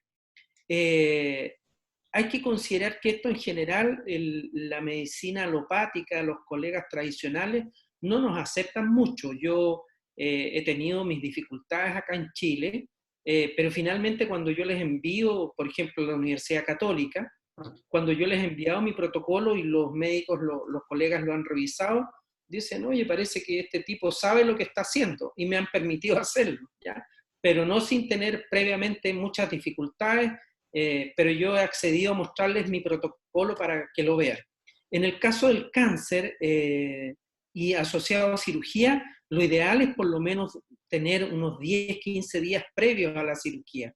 Lo que me ha pasado muchas veces es que tumores que consideraban irresecables el cirujano, cuando yo he hecho 2 a 3 vacunas, o sea, el primer mes, cada 15 días, las primeras vacunas de células dendríticas, el cirujano se ha entusiasmado en operar al paciente, porque ha visto que como que se ha encapsulado el tumor y lo puede ir a sacar de mejor manera. Entonces, cuando uno tiene un tumor que está probablemente comprometido órganos vitales o vasos sanguíneos que van a dificultar la cirugía, yo aconsejaría hacer un par de vacunas de células dendríticas, ponerse de acuerdo con el cirujano, que le va a permitir una cirugía mucho más efectiva posteriormente. Perfecto, muchas No sé gracias. si con eso... Gracias. Tengo una pregunta que quisiera lanzarla para todos los panelistas. Sería muy interesante saber el concepto de cada uno de ellos. Por ejemplo, doctor Ríos, empecemos por usted. ¿Cuál es el estado actual de la medicina regenerativa y cómo la ve en un futuro? Ay, qué pregunta más amplia. Pero la podemos resumir, hacerla un poquito corta la respuesta para que todos nos puedan contar sus opiniones. Bueno, yo les puedo contar, yo soy ginecólogo.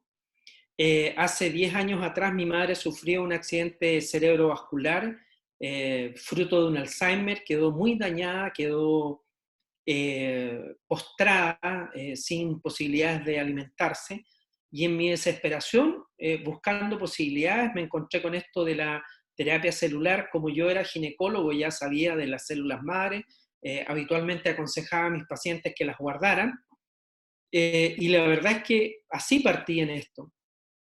Y los resultados fueron muy notables en mi mamá, ella volvió a caminar, volvió a ser autovalente, a alimentarse. Obviamente el Alzheimer siguió avanzando, pero incluso su calidad de vida fue muy buena. Tenía un daño ya severo, quedó con un 30% del cerebro, con una bula después de este accidente cerebrovascular.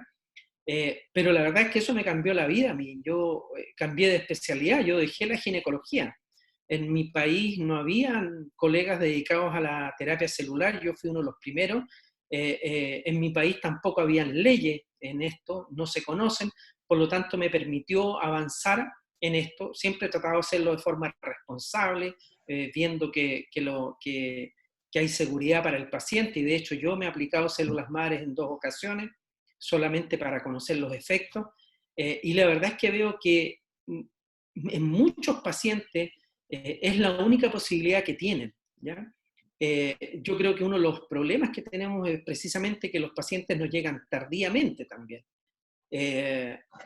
Cuando ya no hay ninguna otra posibilidad, como que recurren a un milagro de la medicina regenerativa. Entonces yo les digo, esto es medicina, no es milagroso tampoco, vamos a hacer un intento, lo podemos probar, pero en general yo absolutamente, esto modificó mi vida, la cambió tanto que yo cambié de especialidad. Yo me dedico ahora a la terapia celular, y dejé la ginecología, que era mi pasión. Yo fui ginecólogo por pasión. Yo en el momento que me recibí como médico pude haber hecho cualquier especialidad, afortunadamente fui buen alumno, pero la verdad es que fui ginecólogo porque me gustaba. Me costó mucho dejar la ginecología, la obstetricia, atender parto, pero la verdad es que la terapia celular fue una pasión también, que cuando empecé a ver los resultados y cuando veo que es la única manera de ayudar a muchos pacientes en enfermedades autoinmunes, los resultados, en realidad no hay en la medicina alopática ningún tratamiento que logre mejorar a un paciente,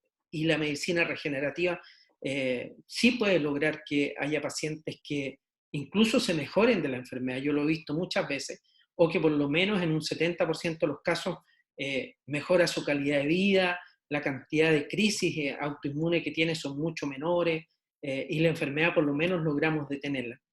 Yo creo que la medicina regenerativa es difícil pensar hacia dónde va a ir, pero ya se ve que hace 5 o 7 años atrás hablábamos que era el futuro de la medicina. Yo ya no creo que es el futuro de la medicina, yo creo que llegó para quedarse. En mi país tenemos la posibilidad de usar células madres halogénicas de cordón umbilical, lo cual facilita mucho. Es verdad que ayer comentaban unos colegas en la presentación, unos panelistas, que probablemente eso nos va a dificultar un poco, que el laboratorio va a empezar a hacer el trabajo, pero por lo menos acá en Chile a mí me ha pasado que el laboratorio no tiene mucho interés en ser el terapeuta. Y esto es una terapia en el fondo. El médico es el que hace la administración, es el que está en el control del paciente, es el que hace la evolución posterior. Por lo tanto, yo no le tengo tanto temor a los laboratorios, y creo que nosotros también podemos desarrollar cierta tecnología, ciertos laboratorios y trabajar bien. Yo por lo menos acá en Chile lo he hecho. Y esto se va modificando todos los días, como tal lo veo ahí a Sinforiano, que está muy metido en la cosa inmunológica en el laboratorio, y a mí me ha ido pasando lo mismo. Creo que uno, si se acerca con humildad a la gente del área básica, no me gusta decir básico porque tiene muy poco de básico en realidad todo el área de la biología molecular, de la biotecnología, y uno se mete en el laboratorio, puede ir desarrollando, hacer esta medicina translacional y ir haciendo las aplicaciones responsablemente en pacientes con buenos resultados. Así que yo creo que ya la medicina regenerativa llegó para quedarse y cada día nos va a ir sorprendiendo más. De hecho, qué más sorpresa que el COVID-19, los resultados en terapia celular han sido muy satisfactorios, así que a seguir dándole con fuerza nada más. Muchas gracias, doctor Gerber. Está muy calladito hoy. Le voy a decir que estoy de acuerdo en mucho en lo que dijo el doctor Ríos, ¿no? O sea, la medicina regenerativa vino para quedarse. Cuando decimos que el futuro es la medicina regenerativa, creo que sí, que ya está acá, que ya la estamos usando, que ya es una realidad, no es un futuro. Y creo que sí tiene un futuro muy grande, y vemos que y si nos ponemos a analizar todos los estudios y todos los laboratorios están yendo a tratar de utilizar la medicina regenerativa, incluso con las llamadas living medicine, o sea, medicinas vivas. Se dicen medicinas vivas porque son a base de células. Con vida ya no es más la típica medicina que se habla, esa química, eso que tomamos un medicamento químico para hacer un efecto, sino que ya hasta los grandes laboratorios, o sea, lo cual, tanto en la medicina convencional como en la medicina no convencional, como la llamemos, se están tirando para el lado de la medicina regenerativa. En diferentes formas, van a seguir existiendo las peleas de cuál es mejor de los métodos que utilicemos, si los péptidos, si los exosomas, si las citoquinas, que si la célula, Vamos a tener muchas peleas sobre eso, pero todo eso es medicina regenerativa. Ingeniería de tejidos, trasplantes de órganos. Nos vamos a una cuestión de medicina regenerativa que a grado tal que lo que me llamó la atención, yo hoy recibí un estudio, que lamento mucho a Sinforiano porque lo voy a estar fulminando a preguntas, porque es interesantísimo, un primer estudio que están haciendo por el tema del COVID, y ya en las enfermedades virales se acabaron los antivirales, ¿eh? No van a ir por el lado de, como se hacía, de ir al antiviral para tratarlo. Es todo a través de citoquinas, a través de los problemas de las quimoquinas, los péptidos, el sistema inmunitario. A la larga, el virus, que es una partícula que entra dentro de una célula, conquista esa célula y genera más virus. No es como una bacteria que puede destruir todo un órgano, va destruyendo esa célula y genera más. Pero si lo podemos bloquear, no entra, no hace más nada. Está todo en lo que está haciendo, y este COVID, que lo vemos con todo lo que está haciendo, su verdadero problema está en la cápside. Y ahora este estudio es basado, lo van a publicar en Circulation, me mandaron, ya está aprobado, pero todavía no está publicado, pero fue el estudio con los bloqueantes de la ICA y los ECA y los bloqueantes y los inhibidores, porque al final y al cabo todo lo que se creía es todo al revés. O sea, al final está en la duda, dice necesita más estudios para comprobarlo, pero parece que ahora que los bloqueantes de los receptores ACE y los inhibidores, al final son necesarios. O sea, el hipertenso que más muere es el que no está medicado con este tipo de medicación. El que está con esta medicación es como que está más protegido. Pero está todo el estudio a través de eso microinmunológico. O sea, todo está yendo para el lado de la medicina regenerativa. El cáncer, van a terminar buscando la manera en ir por la medicina regenerativa. Las T-cell CAR no son más que medicina regenerativa y que lo están adaptando para tratar a la leucemia. O sea que yo creo que el futuro de la medicina, que todo va a la medicina regenerativa, el futuro de la medicina es la medicina regenerativa, por eso las grandes peleas que existen, por eso creo que debemos empezar todos nosotros que estamos haciendo medicina regenerativa, que nos reunimos acá para escuchar, para hablar, para dar opinión, debemos unirnos. No puede ser que empecemos a existir 80 sociedades diferentes de medicina regenerativa. Esto es un tema que nosotros mismos estamos explotando. El otro día mandamos una carta, estamos esperando la respuesta a la FDA por la clínica que estoy en Filadelfia, pues yo tengo una licencia en Filadelfia, como estoy viviendo en España no me dejan tener una licencia full license, me dan una restricted license. Entonces no tengo ganas de que me vengan y me digan que porque hago sonoterapia me hagan un problema, porque mandamos a preguntar lo de sonoterapia. En ningún momento la FDA dice que no se puede hacer sonoterapia. Lo que dice la FDA, que no hay evidencia suficiente en el uso de la ozonoterapia en determinadas patologías que nosotros sabemos que la usamos, que da efecto, pero eso no dice que no se puede. Dice que no puedo publicitarlo. O sea, no puedo decir que va a ser efectiva porque sabemos que en medicina nunca podemos decir voy a curar una enfermedad. Voy a mejorar al paciente, voy a mejorar la funcionalidad, voy a intentar hacerlo, pero no puedo prometer ni decir nada. El problema grande que estamos teniendo son cuando vienen las promesas.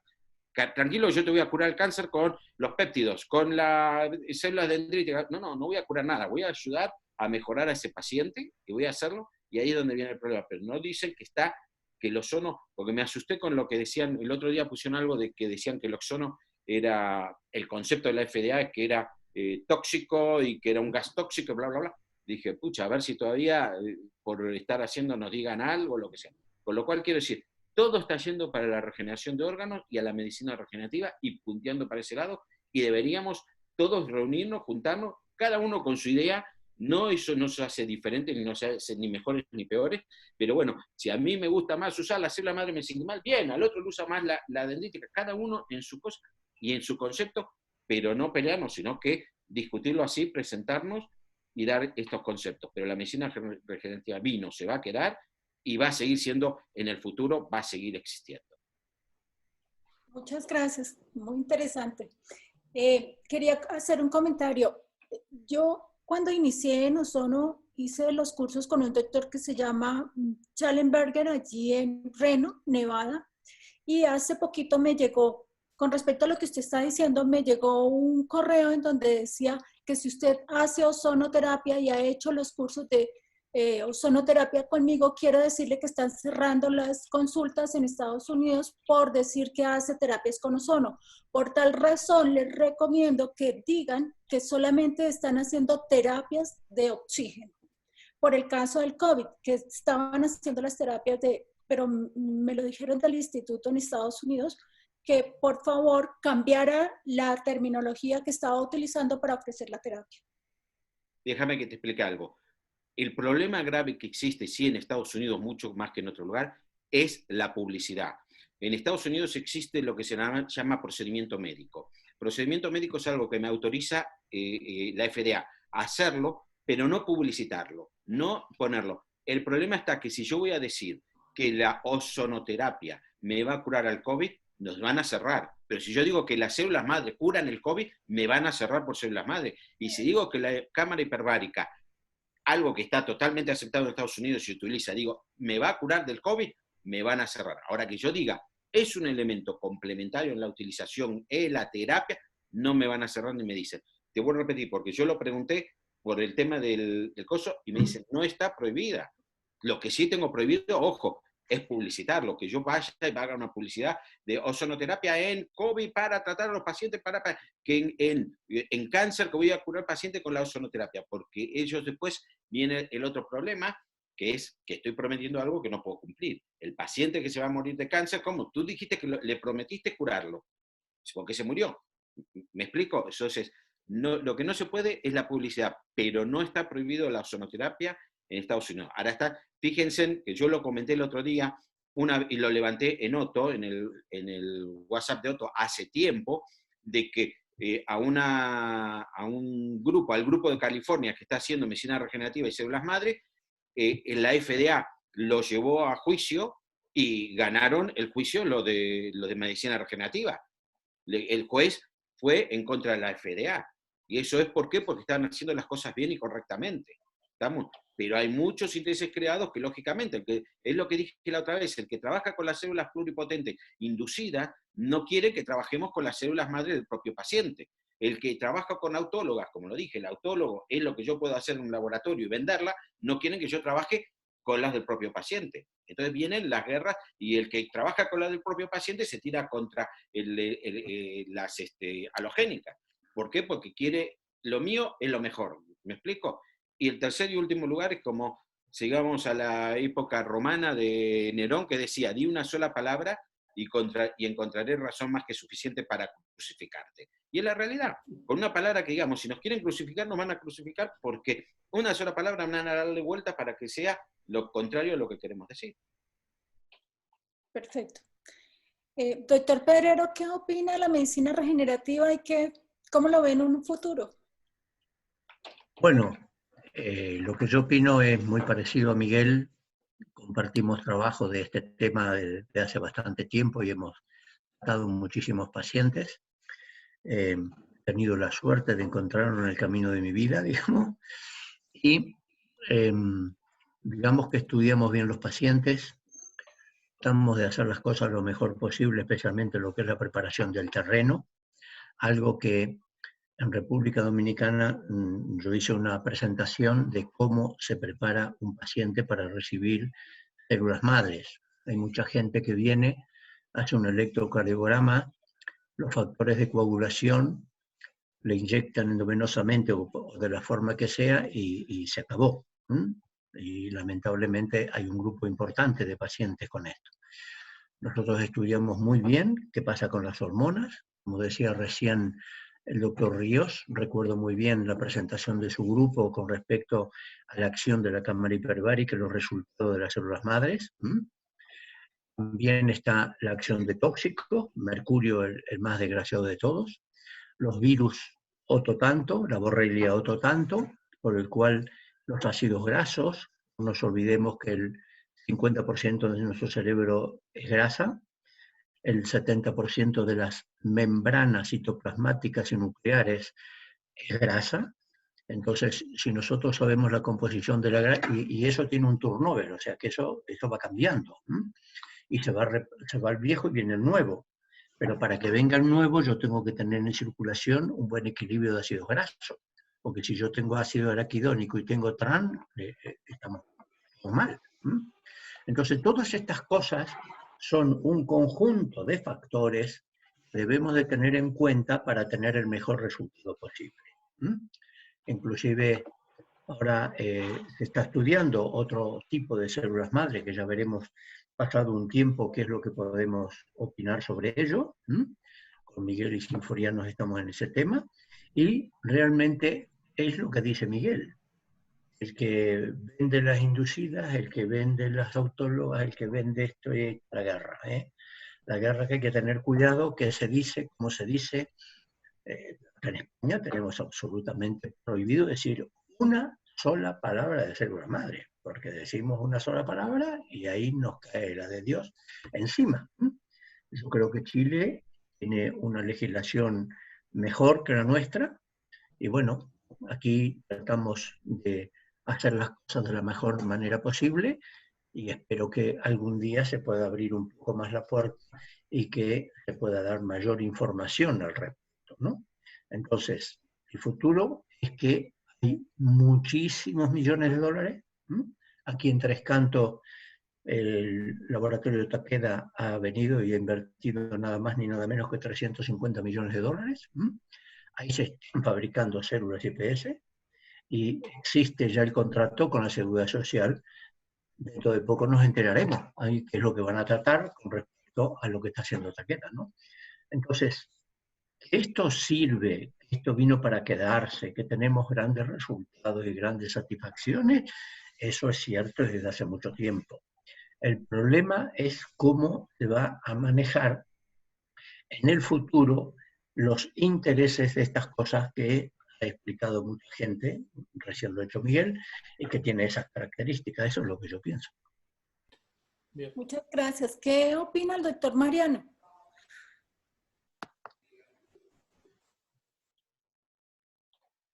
Tiene apagado el micrófono. Ya. ¿Lo tengo abierto ya? Sí. Ya, perfecto. Sí, digo que sin ninguna duda estoy absolutamente de acuerdo con todo lo que se ha dicho hasta ahora de que la medicina regenerativa ha venido para quedarse. Pero es que la medicina regenerativa hay que explicar que es la más amplia de todas las especialidades que en este momento podríamos estudiar.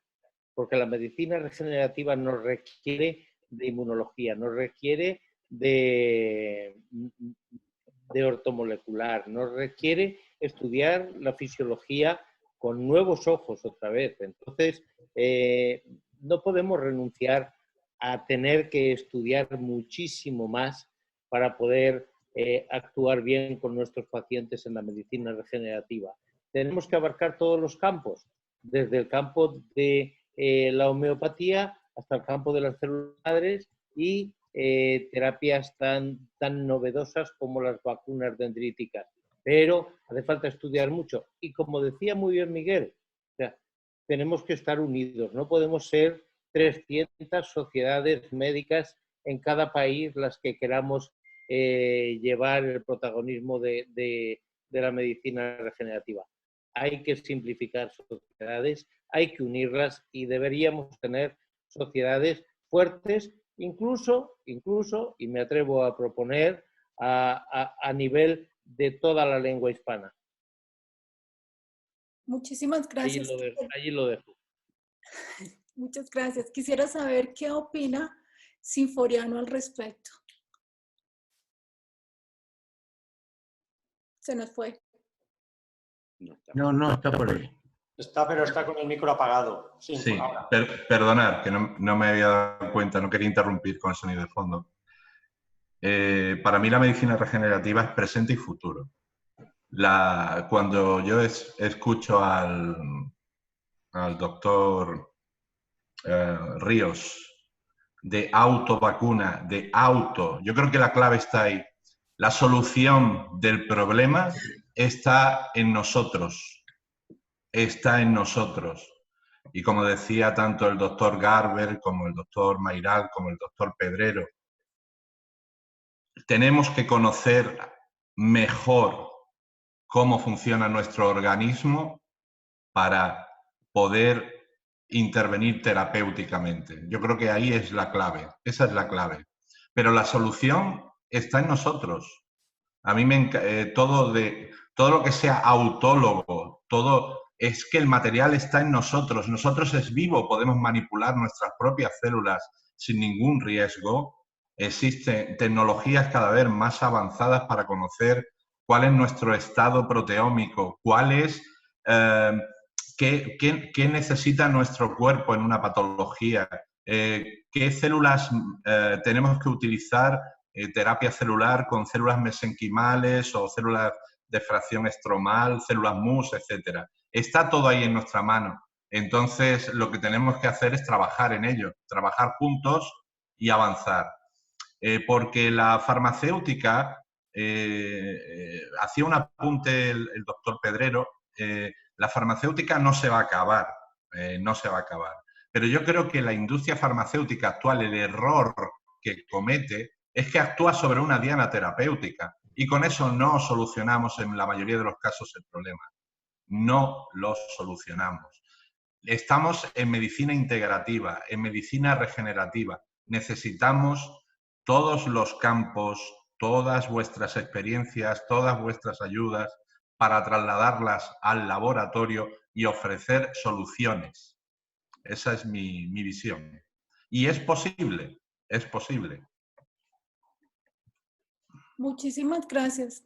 El doctor Rodríguez nos puede dar su opinión. Sí.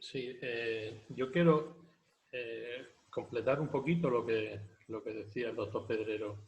Totalmente de acuerdo con Félix, porque uno está de acuerdo en algo tan básico como que hay que preparar el terreno.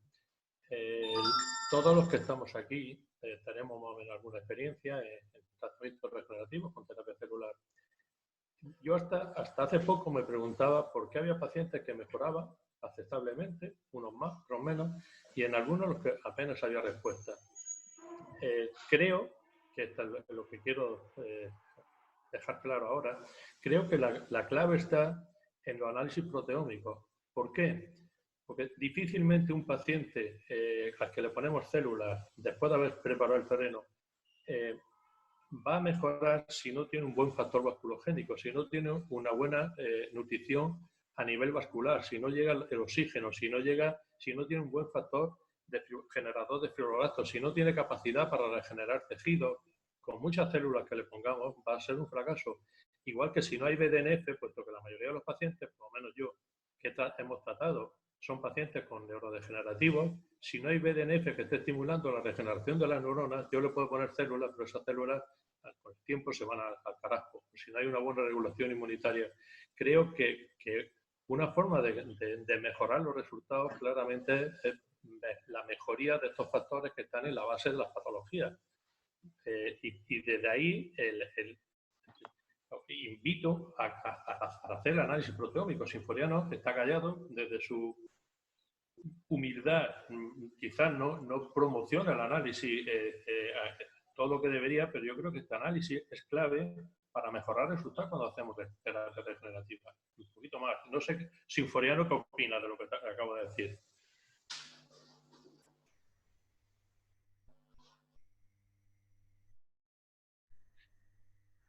Se durmió. No está. No, se nos ha ido. No Sinfo, ¿dónde anda el Sinfo?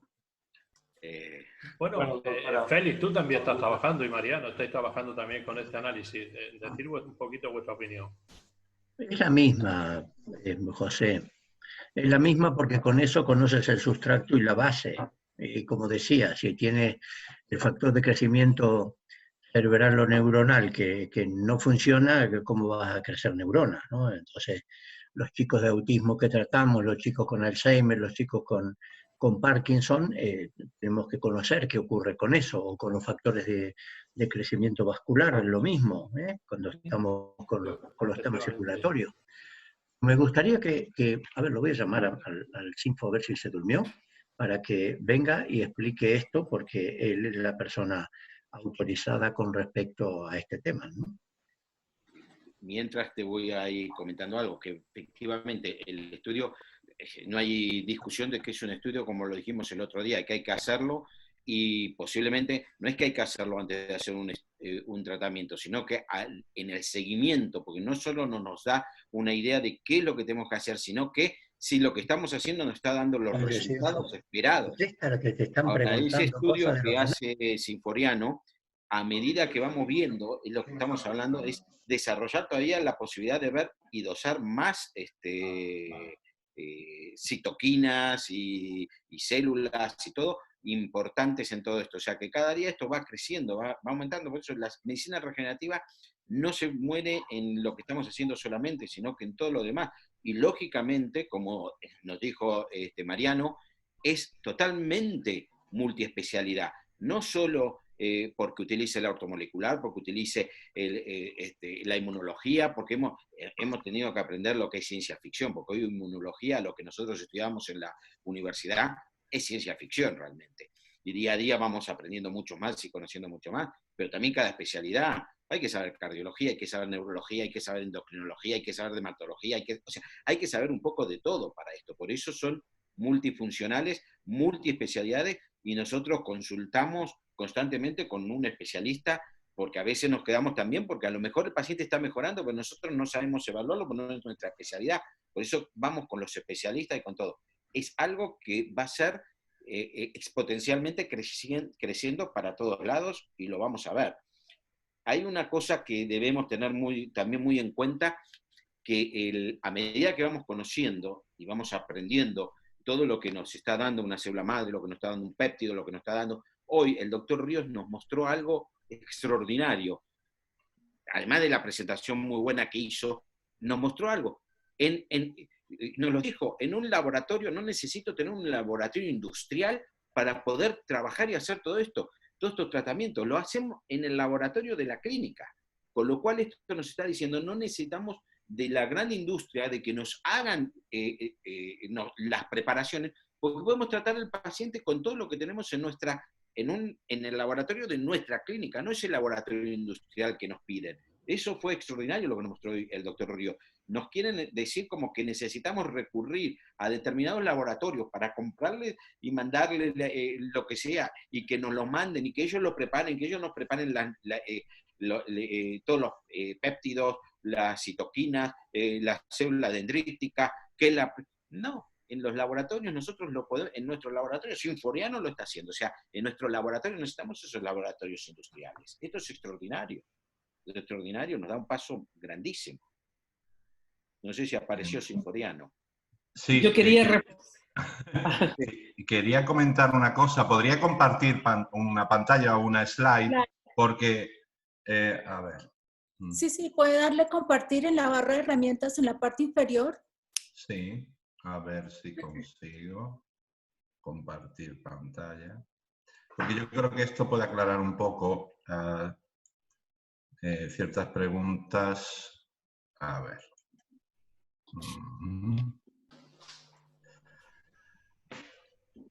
A ver, lo tengo aquí. Compartir pantalla. Pero no sé por qué me aparece. Cuando le da a compartir pantalla, elige el archivo que quiere compartir y vuelve y le da a compartir.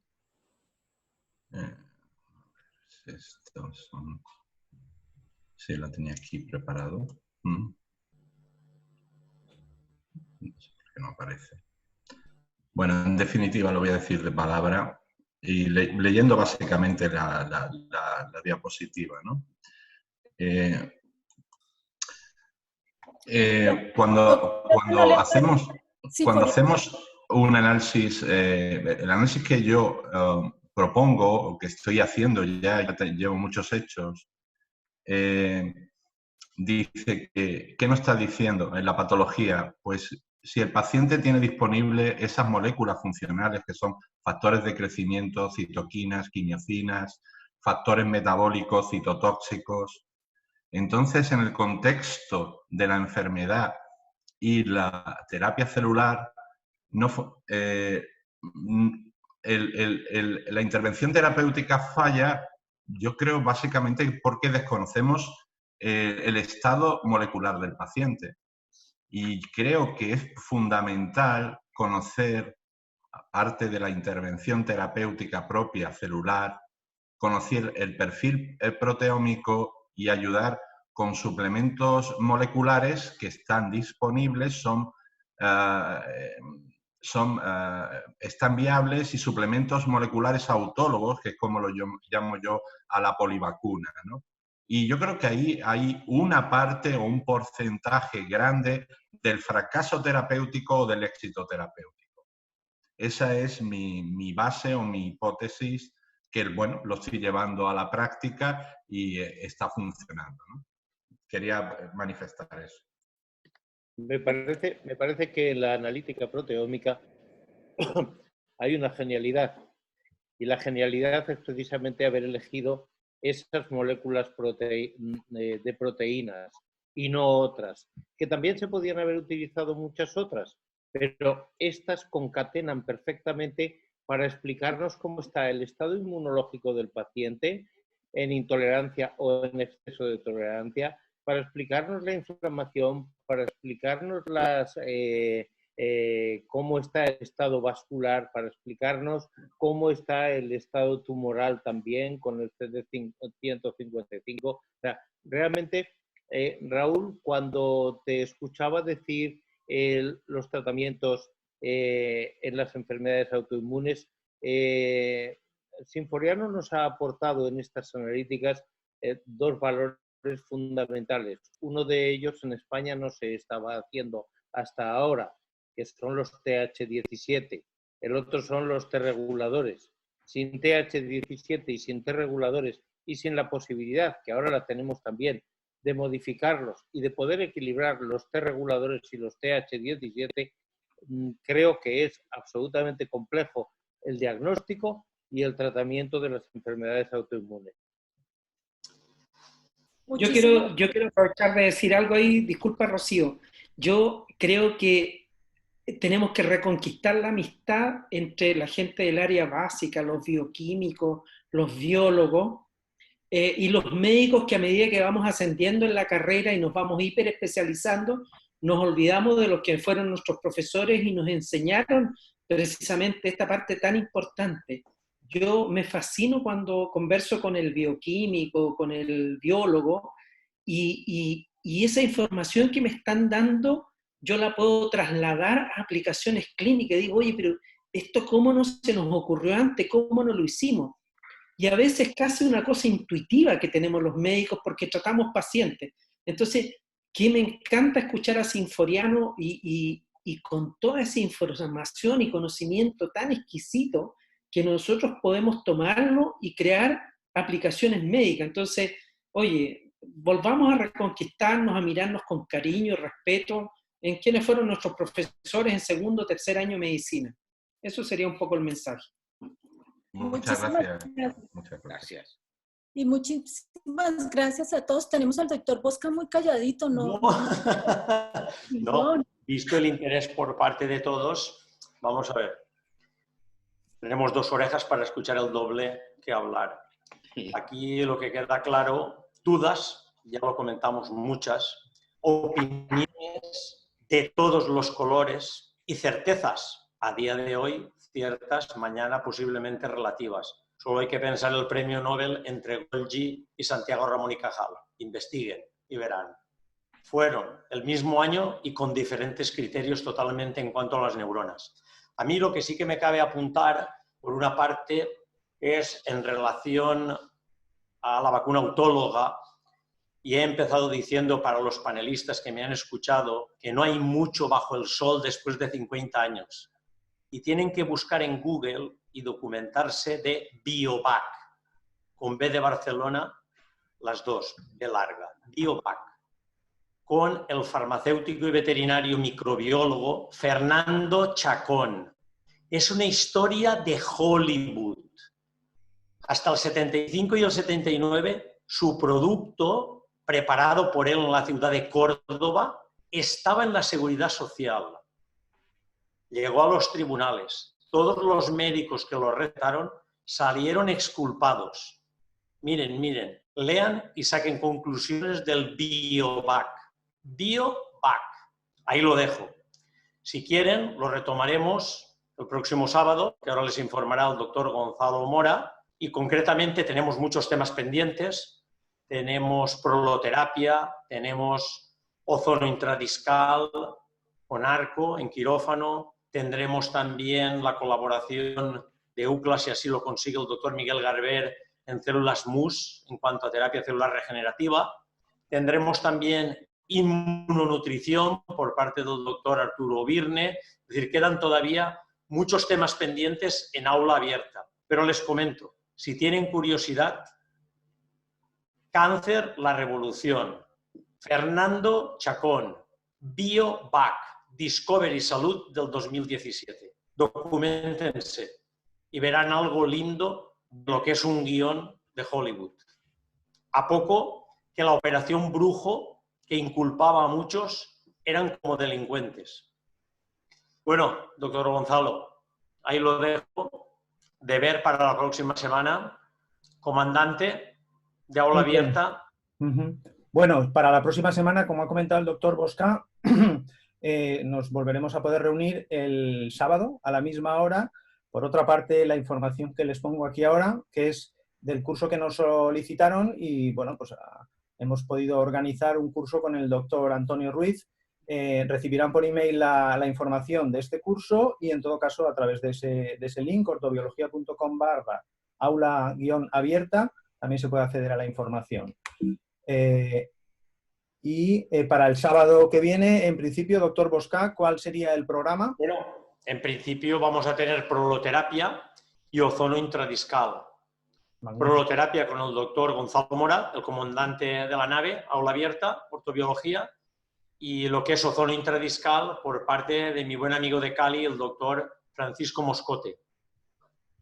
Pues muy bien, pues entonces, sin más, nos vemos. Recibirán, no obstante, también posiblemente es a través de un nuevo link, porque hay que crear unas nuevas salas y todo el mundo que haya estado inscrito en aula abierta recibirá igualmente la notificación. Muchas gracias a todos y muchas gracias a los ponentes por la intensidad y la energía con la que han compartido esta tarde y con la pasión que nos ha transmitido el doctor Raúl Ríos y ese testimonio que, al igual que el doctor Miramontes, ha llegado a la medicina regenerativa realmente por una necesidad. En el caso del doctor Miramontes fue una necesidad personal y en el caso del doctor Ríos fue una necesidad familiar de su madre. Pero es encomiable y por otra parte es un ejemplo a seguir, ¿no? Con lo cual, y como decía el doctor Garber, se puede hacer en unas estructuras que no sean grandes laboratorios de grandes industrias farmacéuticas. Sin más... El doctor Carlos Miramontes se ha disculpado porque tenía pacientes. Ajá. Están preguntando que aula abierta continúa abierta, pero ya solo los sábados. Es que lo están preguntando. Sí. Entreabierta. Bueno, gracias a todos. Un abrazo. Hasta luego. Gracias.